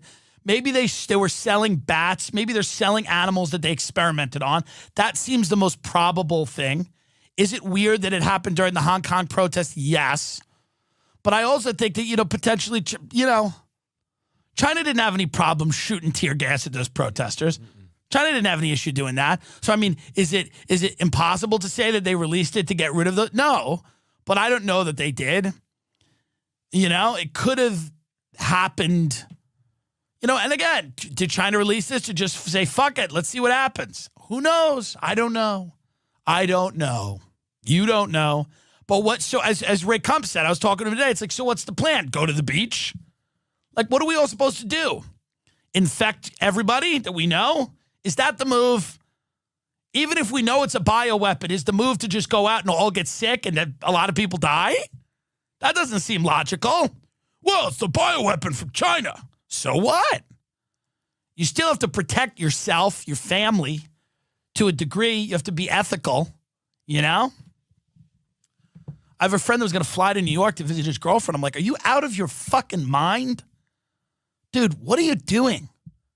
This is The Stand, the Stephen King miniseries on TV that my father allowed me to watch because he allowed me to watch most things in the 90s. That was his style of parenting. He said, if you want to watch it, you can watch it. The movie Seven? Sure. Not a problem. Whatever you want to watch. You want to watch Dead Man Walking? You want to see Sean Penn get lethal injection? What are you, 7? You'll enjoy this. Come on. It's playing up the block. I don't want to pay for a babysitter. I want to go watch Casino. You ever seen someone get buried alive? You're about to. Handle it. Handle it like a man. That's a great thing about boomers who had one kid. The only kid houses. We would go out with our parents to dinner with their friends, you know, and their friends would talk about things that were inappropriate for us to hear. But it is what it is. If you have 2 kids or 3 kids, you get a babysitter, or maybe the older kid will watch the younger kids. In my house, it was like that. My son's coming. Don't censor yourself. My son's coming. Talk freely about wanting to kill your wife. Talk freely about it. My son's there. He's 9. He'll think it's hilarious. And I did. Talk freely about it. Get hammered in front of him. Talk about it. Talk about the drugs you do. He won't mind. He'll be doing them soon. He'll be doing them within 2 or 3 years. Get him ready. Let him know. Let him know you were coked out of your mind the other night and you thought about pushing your wife out of the attic window. That's something the guy really said. I was sitting there, I was like 11. He goes, you know, I look at my wife sometimes, I go, I want to just push her out of the attic window. He goes, who would know? The whole table of guys, just red wine, laughing. It's great. We're great memories. I appreciate the way I grew up. That was a great style of parenting. It's getting real now on Long Island, even for people that didn't really grasp, because in the beginning, the outlook on this on Long Island was, will you shut the fuck up? That's how it was handled. Yeah. Shut up. People had to sit down with their parents and go, you can't golf. You can't go golfing. You can't go, you can't have, you can't go to Maria's baby shower. You can't. And they'd have to explain it. And they'd go, so what? Nobody's sick. And now it's those statuses, those people are going quiet now. They're going, because some of them are dead. But they're getting a little quiet, like it's just a flu status. See, that's why I never make these stupid I never go out there and I don't take these hard stances when I don't know something, because I've learned that you only have to walk it back. So if I'd come out and was like, it's just a flu, it's all fake, the fucking duh. I mean, we drove by Cedars-Sinai one night. There weren't a lot of people there. It would have been easy for me to come on and be like, duh, we fucking drove by Cedars. There was no one there. This thing's fake. And then now I would have to be like, well, looking at numbers and, you got to walk it back. So, people are going to get real quiet. They're getting a little quiet because in the beginning you remember that this was a liberal, this was liberal hysteria to wreck the economy so Trump would get voted out of office. This is what I heard from my people on Long Island. And this was hysteria. Somebody I knew wrote, they're closing the country down because of sniffles. And Long Island loves World War II memes. They'll be like, this is the greatest generation. And then they'll show like somebody blowing their nose and be like, this generation closed the country down for sniffles. And the funny thing about that is the people that share those memes were never in the military. They never served in the military. Okay? And they love World War II. Although they probably did nothing for their grandparents that served in World War II other than rob them. The only thing they did for the greatest generation was take money off their mantle, okay? But they love those World War II memes that are like, we're pussies now. Goddamn pussies. This flu, sniffles. There's still people doing that, by the way. There's still people that are going, there's still people with the mortality rate and the death toll, and that's all going to stop because it's coming. And most people, there will be some people that don't care. There will be people on ventilators right before they go out, before they're in a coma. There'll be people going, so what? This is not, it's just, Trump 2020 will be the last thing certain people say on Long Island. Trump 2020. That'll be it. Because they'd rather just, drown in their own lungs than unravel their worldview. Listen, man. God bless them. Let them know. That's what it is.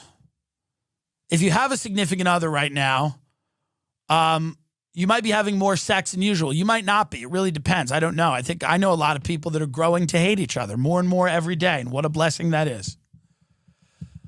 But it is a good time to remind you that the Tim Dillon Show is sponsored by Manscaped, and the engineers at Manscaped have spent the last 18 months crafting the perfect vaccine. Kidding. Ball hair trimmer. The perfect ball hair trimmer. Okay? And they've just released the new and improved ventilator, kidding, Lawnmower 3.0. Smooth out your scrotum with a new ceramic blade and Manscaped Advanced Skin-Safe technology. There's a lot of fancy copywriting that means it won't nick or snag your nut sack. The Lawnmower 3.0 has a lot of upgraded features. It's the best razor system you've ever owned. Listen, I have one of these. I use it. A lot of people I know. Ben uses it. It's just a good product. You need to manscape. You need to shave your dick. If you enjoy our show, it's a great way to support this show. You need these things. You could probably even have it if you're a woman and you have a penis that was created by a large vagina in a transgender surgery, or if you just got a crazy bush, who cares? Get 20% off and free shipping when you use the code TIM at manscaped.com. That's manscaped.com and use the promo code TIM for 20% off your first order. That's a lot of fucking money. Okay? You need a well-shaven dick right now. It's important. It makes it look a lot bigger, and it'll please your partner or yourself. Maybe you're just whacking it. That's okay, too. You want to jerk a penis that is well-shaven, and you feel good. Treat yourself well. My friend's mother was a prostitute, and she said to me and my friend once, she was a great woman. She sold us drugs, and we were in her kitchen, and we were maybe 13, and she said, you know what, boys? She says, don't get any girls pregnant. And if people say, how come you haven't had any accidents? You say, because I fuck myself. I treat myself good. I treat myself real good. You can smell the Southern Comfort on her breath. She goes, I treat myself real good. So do that. Treat yourself well. 20% off is a lot of money. Manscaped.com. Manscaped.com. Manscaped.com. They've really juiced this baby up with 7,000 RPM motor with quiet stroke technology. The battery now lasts up to 90 minutes, so you could shave your dick for an hour and a half, because do it during a Zoom meeting. If you have a Zoom meeting for work, just shave your dick for an hour and a half while you listen to Karen. By the way, how is anyone, like, I haven't had an office job in years. How is anyone even, like, being productive on these Zoom meetings? Yeah. How is anyone not going, we're all going to die? How in God's name is that not happening? Yeah. Like, they're having these Zoom meetings for work and you're all supposed to act like everything's normal? I mean, what's that about? You're going over marketing numbers? Right. On a Zoom meeting right now, and you're sitting there in your underwear, and you gotta like aren't people like you're not gonna just be like, hey, I'm gonna go through this report in a minute, but guys, what do you think this is? You know, you think we make it out? You think you think there's a society on the other end of this? I don't know how to farm. I mean, fuck, man. My wife coughed the other day. I thought about not letting her in my house. I love her, but I got to think about myself. I'm in survival mode. Man, I don't know how I'm going to provide for my kids. Fuck. All right. Well, anyway, the new product guidelines that I received seem to be pretty positive. The client enjoys the packaging, you know. I mean, how do you just... It's like doom every day, and then you just got to get on a Zoom meeting and pretend that everything's okay. And you're just sitting there. You just came all over yourself. You just masturbated for 30 minutes. And I mean, you really got into it. And now it's a Zoom meeting, and you got to sit there covered in cum and, like, look at everyone that you used to work with, and they're all covered in their own cum.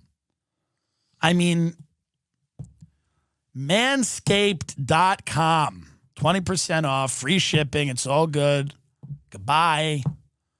That's a lot of what I find amazing about this time is this new technology. You know, it's not new, but everybody's using it now. This like Zoom where you don't have to go into your office and you just sit around in your own filth and then, you know, try to be professional, you know? And there's people doing Zoom comedy shows because they're insane. By the way, everyone doing that, you're probably going to have to get a day job soon. And I don't want to be the bearer of bad news. But people that have relied on stand-up comedy as their only source of income, potentially, I'm not saying definitively, and nobody, I take no joy in this. I think a lot of them may not be prepared for what's coming. And I don't know if what's coming is going to be an environment conducive to earning a living at stand-up. It might be. I hope it is. But all signs on all systems are flashing red. So I know you think that in 2 months you're going to be back up and at 'em, and that's why you're keeping sharp on the Zoom comedy show. But I think it's time to call mom and dad and apologize. Stop ridiculing your religious family and start learning hymns. You're going home. You're going to start singing in the pews. Our God is an awesome God. That's right. You're going to marry your high school sweetheart and dedicate your life to the Lord. You're going home to that small town. You're going to community college. You're going to be a waitress at a local diner, and you're going to get fucked good by the town bad boy in his leather jacket. It's pleather, probably, but whatever. He's going to fuck you good. And you're going to remember what old small-town cock tastes like. And he ain't smart, and he hasn't read Marx's Capital. No, he's going to fuck you good in the basement of his house that's owned by his alcoholic mother, who's very happy to see you because she thinks you're going to save her son's life. Hello, you were living in New York. Oh, it's glad to see you're hanging out with Cliff. Cliff could use a girl like you. He's had a rough couple of years, but he's a good boy. Mama loves Cliff.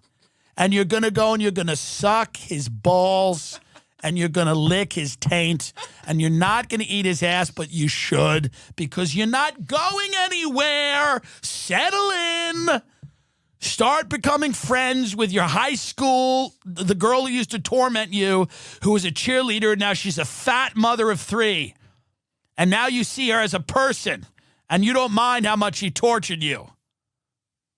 You don't mind that because you see how much she's suffering now.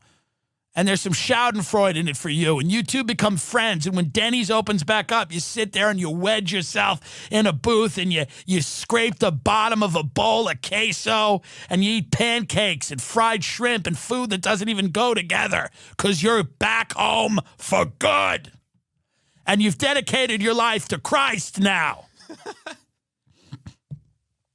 And you're going to community college and you're working as a receptionist at a construction company that's failing. And your boss and you do coke together. And he hasn't tried to fuck you, but you've already resigned yourself to the fact that if he tries, you're going to ride him good. Because you don't have shit left. It's all over for you. 6 months ago, you were prancing around Brooklyn, telling everybody you were non-binary and you hated your parents. Now you're back home fucking men and praying to Jesus. You're back home eating big, fluffy omelets stuffed with cheddar cheese and grits. No more tuna tartare. No more vegan fucking soup. It's all over. It all ended quickly. But you realize in that this life is actually more real than anything you experienced in New York or San Francisco or Chicago. This life was the life you were always meant to live. And you go into that local bar and they know who you are. They say, hey, baby, how are you?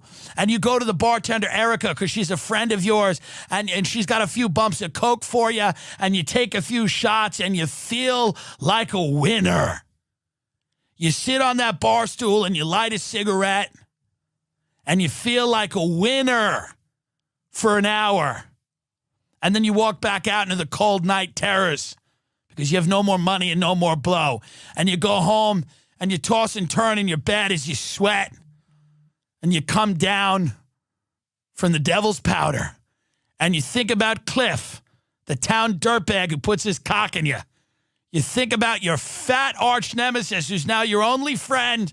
You think about your shit construction job. And you thought to yourself, if you had any sense, you'd get back in your car and drive it right into the ocean. But Denny's ain't bad.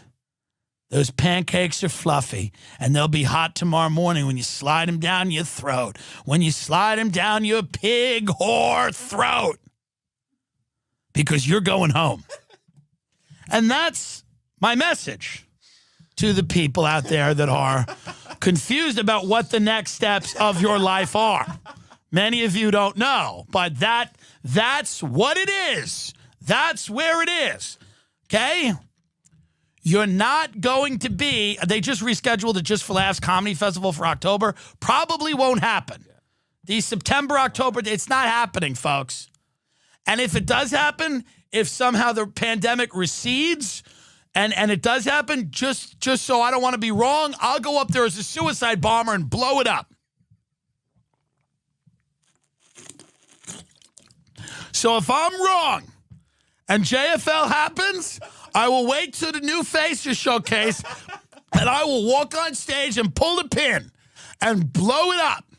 And right before I do, I'll look at you right in your face and said, told you so. We're going home. One way or the other. You're going home. You're either going to Syracuse, you're going to see Jesus. Because I'm not going to be wrong. It's what it is, Benjamin. You know it's what it is. I only speak the truth here. I'm not here to pad you. I'm not wearing a mask in Beverly Hills. I have a beautiful face. I have a European facial structure. I'm showing it off. It's the only part of my body that hasn't gone to total shit. And I'm not putting a mask over it. So you can call the cops and drag me in. It's not happening. This pig wasn't wearing a mask. No, I was not, sir. Because I live in the United States of America, which is still a free country, although we can't work, fraternize, leave our homes, walk down the street. But you cannot compel me to wear a mask when I am not near anybody. Ben, let's do the totals. It's time to do the totals. We do the totals. We try to do the totals.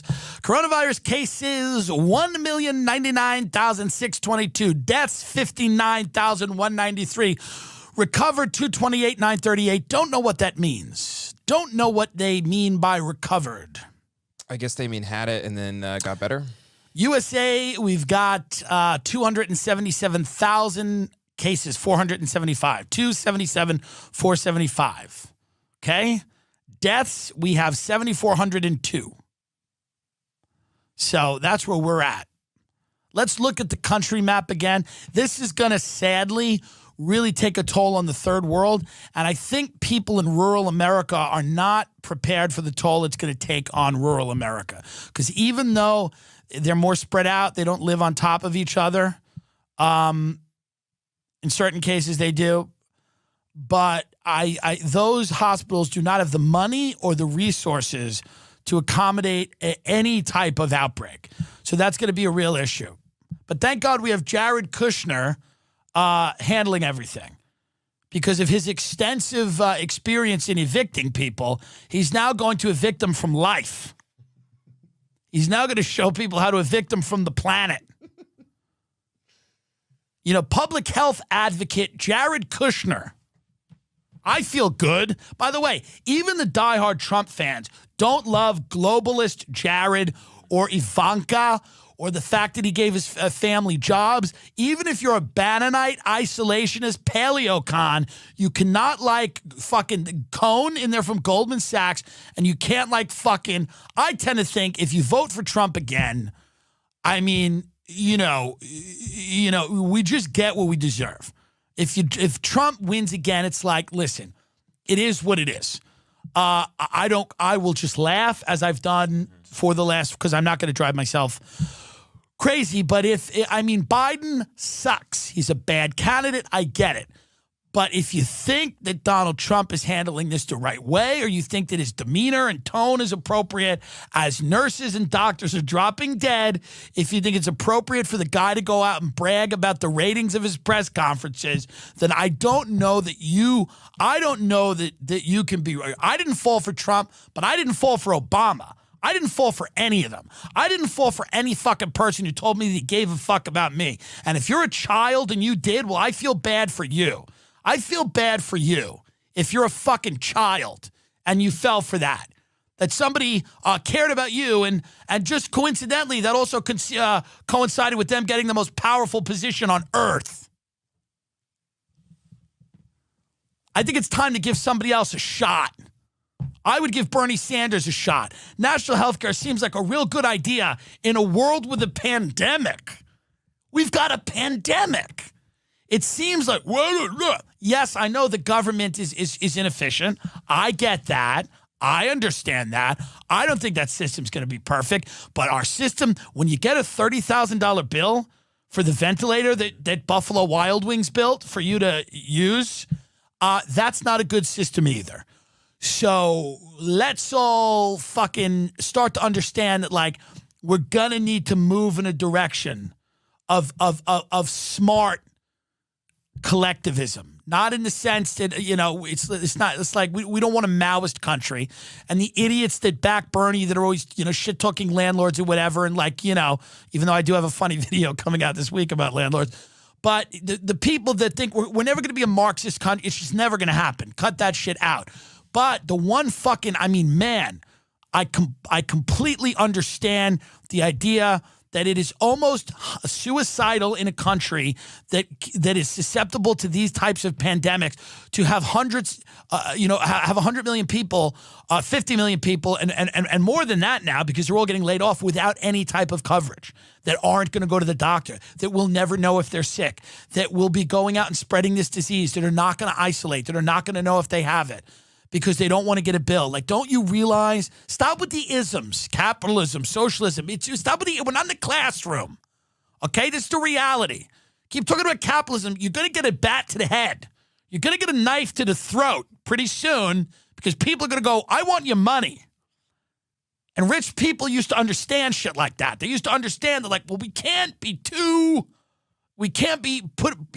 we can't just fucking dangle it in their faces all the time. We got to have some type of functional society. And if you think a functional society is somebody who was laid off from their job, who goes to a hospital, who ends up on a fucking vent, is going to get in 3 months a $30,000 bill from that hospital with no fucking job and a $1,200 bailout from the government, if you think that's a good fucking system, I hope you can fight. And I hope you got a lot of weapons. And I know a lot of you fat pigs that listen to the show think you can fight and you think you do have a lot of weapons, but you're going to be too drunk to find them when the time comes. Let's be honest. Okay? I mean, this is the reality of the situation. All these tough guys, all the tough guys on Facebook live with their mom. Everybody, a lot of these guys, these like libertarian leaning like guys that are like, I value my freedom. Well, you have the freedom to leave your mother's house. How about the freedom to fucking get out of your parents' house? Stop telling and have a little human compassion for a while.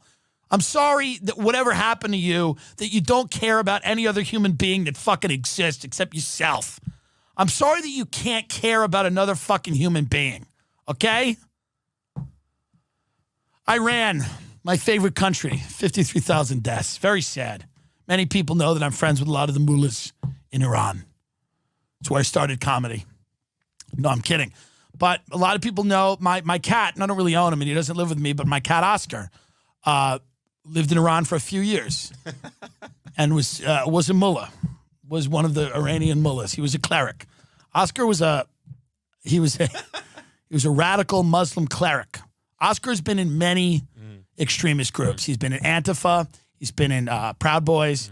He's been in neo-Nazis. He's been in all of them. I mean, he's been in, Golden Dawn. I mean, he's been in, radical communist. He was an eco-terrorist for a while. He doesn't really care. He just wants it to burn down.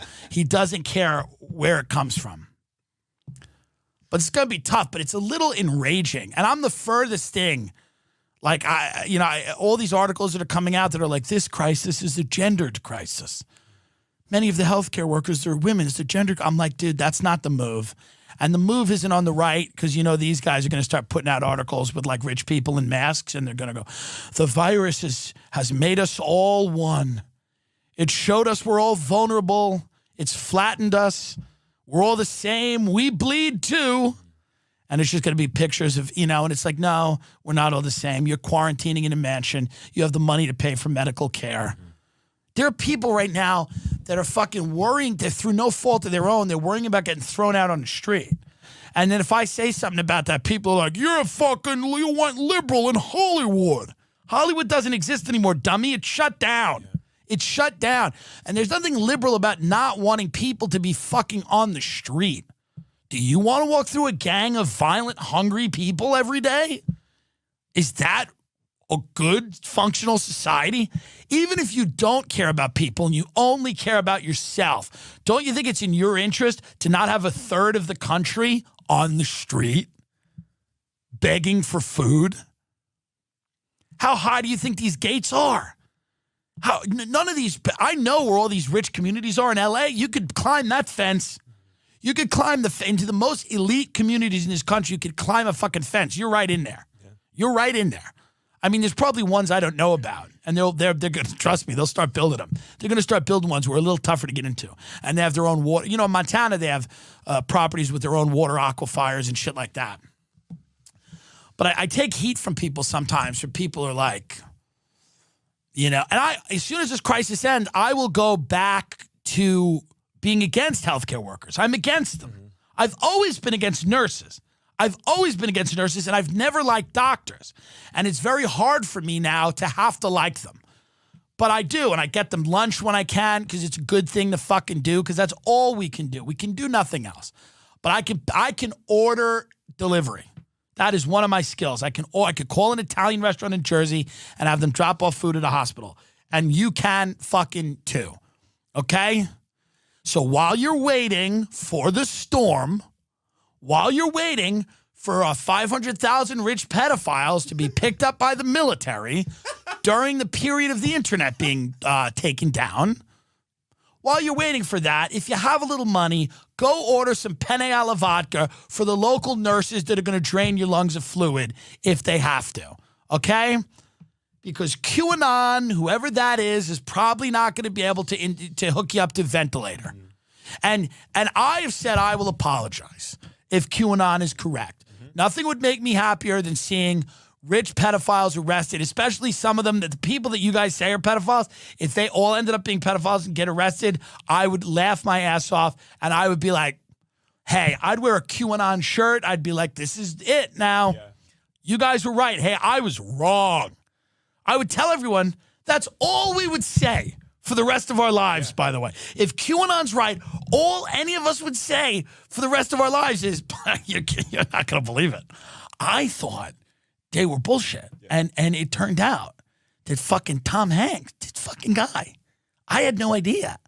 And so they shut the internet down and they brought over these hospital ships to New York.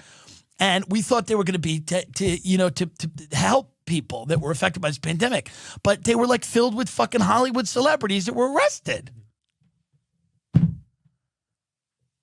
mean, wow.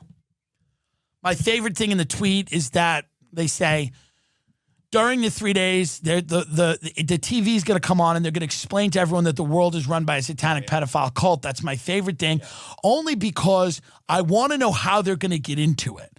Like, what newscaster do they choose to break that news to the public? What newscaster do they choose to be like, hello, everyone. Welcome to the program. Today, as you can imagine, we have some special breaking news. You may have noticed that the internet has been shut down and you can't use the phone except to call 911. And you may be asking yourself why. Is it some type of outage?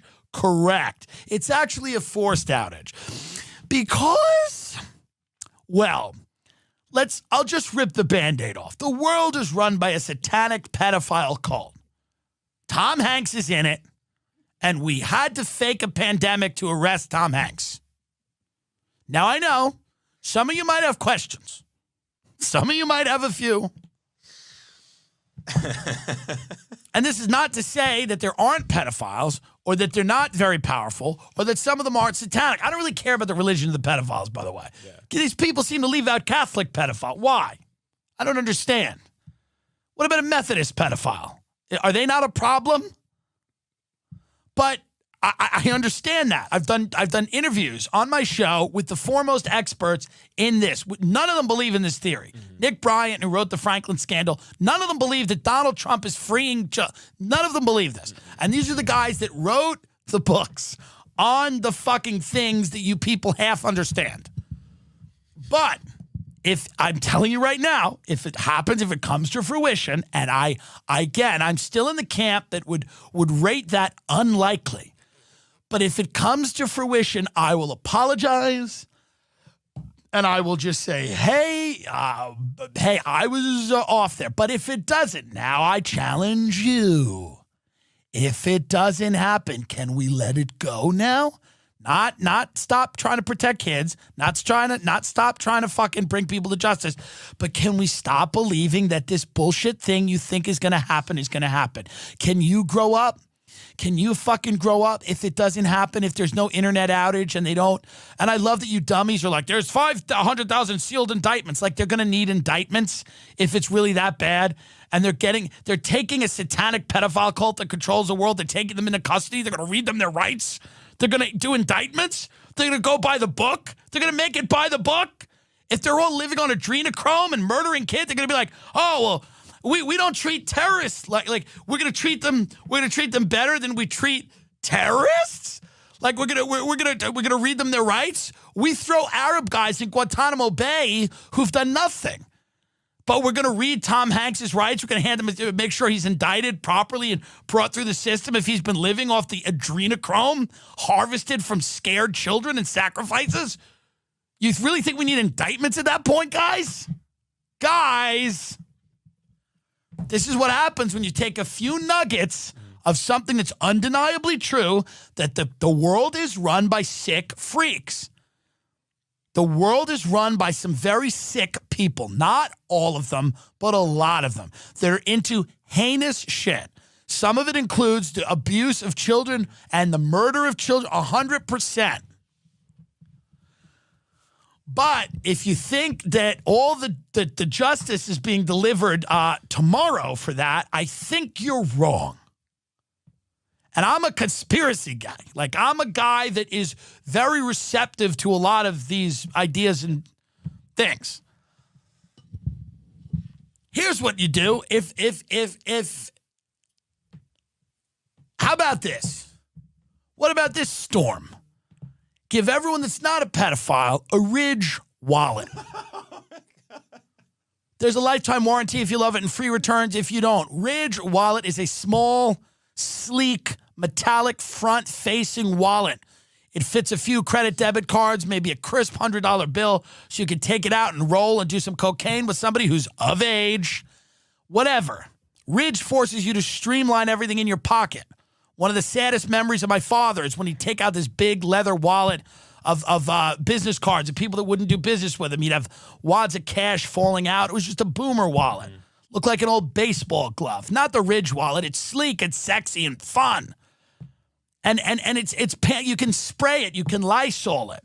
Especially now in a pandemic, you can clean that Ridge quick. Rub some hand sanitizer on your hand and rub it on the Ridge. It's easy to Lysol, easy to wipe down with a Lysol wipe. It's very important. It is actually one of the most hygienic wallets you can have, which is important now. It is important to have a hygienic wallet. It's important to not carry a lot of shit. The more shit you carry, the more surfaces for the virus to live on. The less surfaces to the virus to live on, you're doing good. You're doing good. Because we want to respect what's happening. We want to do the right thing. We don't want to lose our minds here. The only thing we have left is our minds. Think about that. The only thing you have left right now is your mind. Your job is kind of gone. You can't go anywhere. They've taken most of your friends. They've taken it all from you. And it's because of germs. But all you've got left right now is your mind, your mental dexterity, your ability to reason. If you lose that, you lose everything. So get 10% off today with free worldwide shipping and returns by going to ridge.com/Tim, T-I-M. That's ridge.com/Tim, T-I-M, and use the code TIM. Link in description. Get a hygienic, sleek wallet. Super important. Go to Drudge. There's a few funny articles. Henry Kissinger writes an article, Pandemic Alters World Order, which is, just one of the, it's like, we need, and there's an argument for this. I mean, Kissinger, of course, is a war criminal. He's grandpa genocide. But he's like, we need more global cooperation to defeat these types of pandemics. Potentially. I also think it was probably not a good idea to have everything built in other countries because corporations didn't want to pay their workers. So now, look at the percentage of medicine that's made in China. This is jarring. This is the percentage of pharmaceuticals that are made in fucking China. Okay? American pharmaceuticals made in China. Go to which medicines are made in China. I'm telling you. Go down. Here's what's made in China. Okay? Drugs for blood pressure medicine, Alzheimer's, Parkinson's, epilepsy, depression, So much shit. Dude, ibuprofen. Go to ibuprofen, how much of that they make in China. Dude, so much of the over-the-counter medications and even serious medications that people need are made in China. And this is the problem when you outsource everything. If you have a war, if there's a supply chain breakdown, you cannot get the types of medications that you need. Last month, the U.S.-China Economic and Security Review Commission held a hearing on the United States' growing reliance on China's pharmaceutical products. 97% of all antibiotics in the U.S. came from China. 97% of all antibiotics come from China. Centralization of the global supply chain of medicines in a single country makes it vulnerable to interruption, whether by mistake or design. If we're dependent on China for thousands of ingredients and raw materials to make our medicine, China could use this dependence as a weapon against us at any time.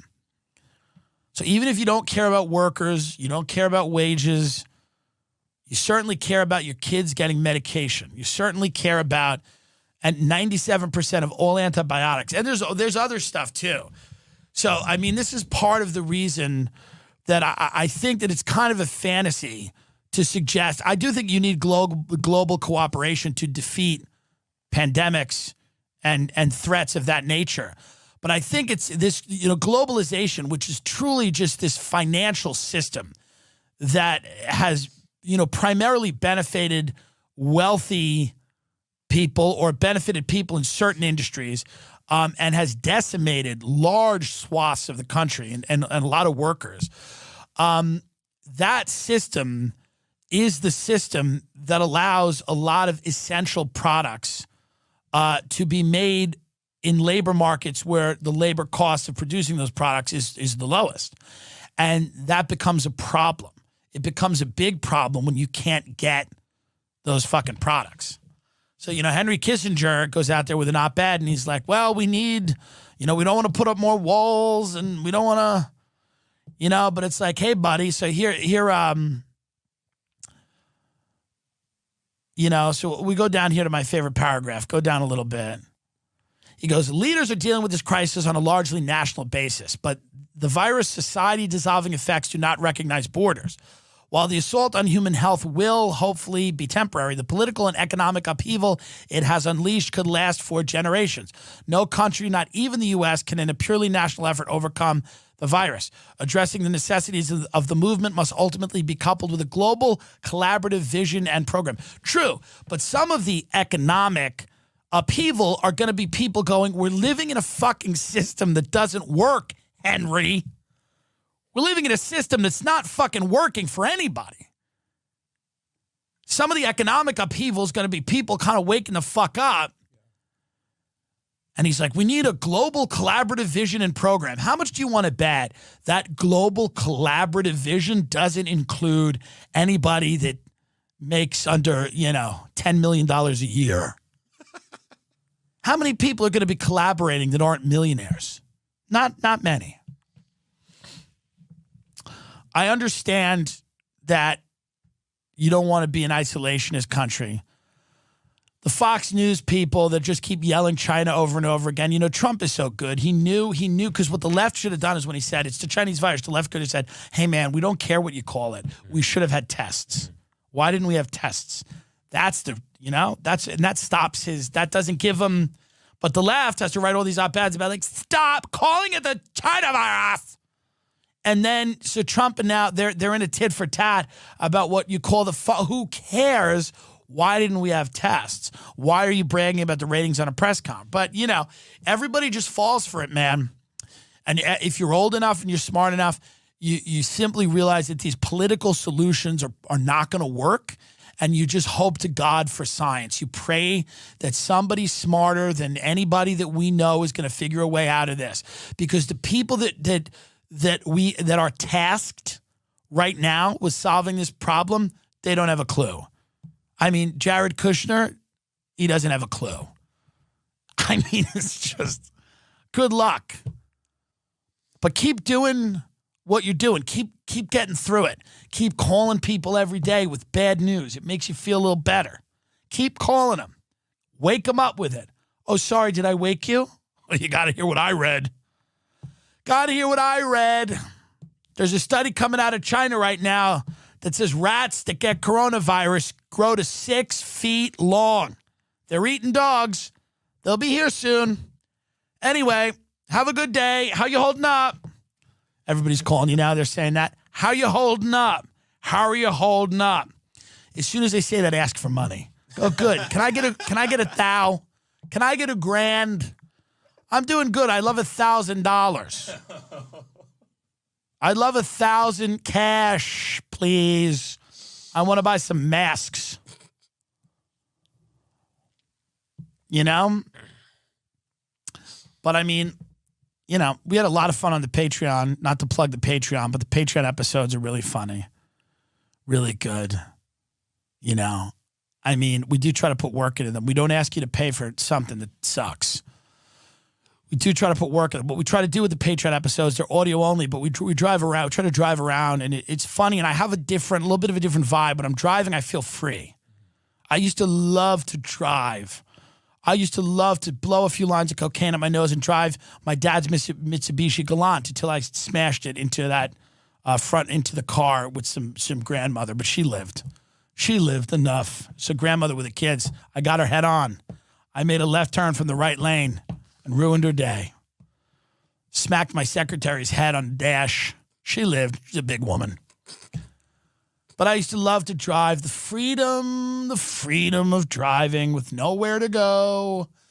Just driving through the wasteland of the culture. Just driving through the pandemic. Seeing the boarded up storefronts.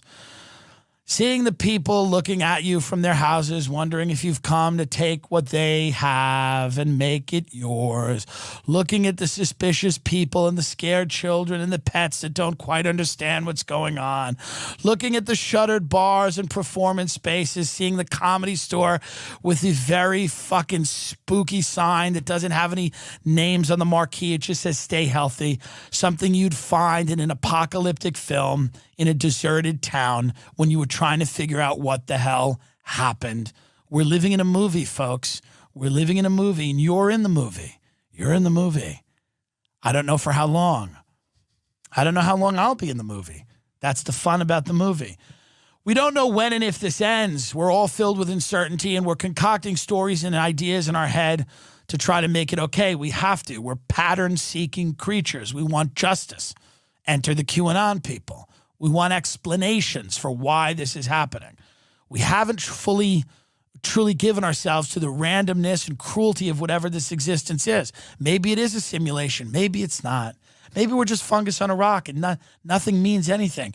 And we're just here and, you know, the few moments you get listening to my show or, you know, having kids or whatever makes you happy, you know, those few moments make it all worthwhile because that's truly what it is. You got to resign yourself to that now. You have to prepare yourself to die, folks. I mean, that's really what it is. You have to prepare yourself for the end because nobody is guaranteed tomorrow, okay? And you got to think about how you want to live the rest of your days. You have to prepare now. Prepare for the end.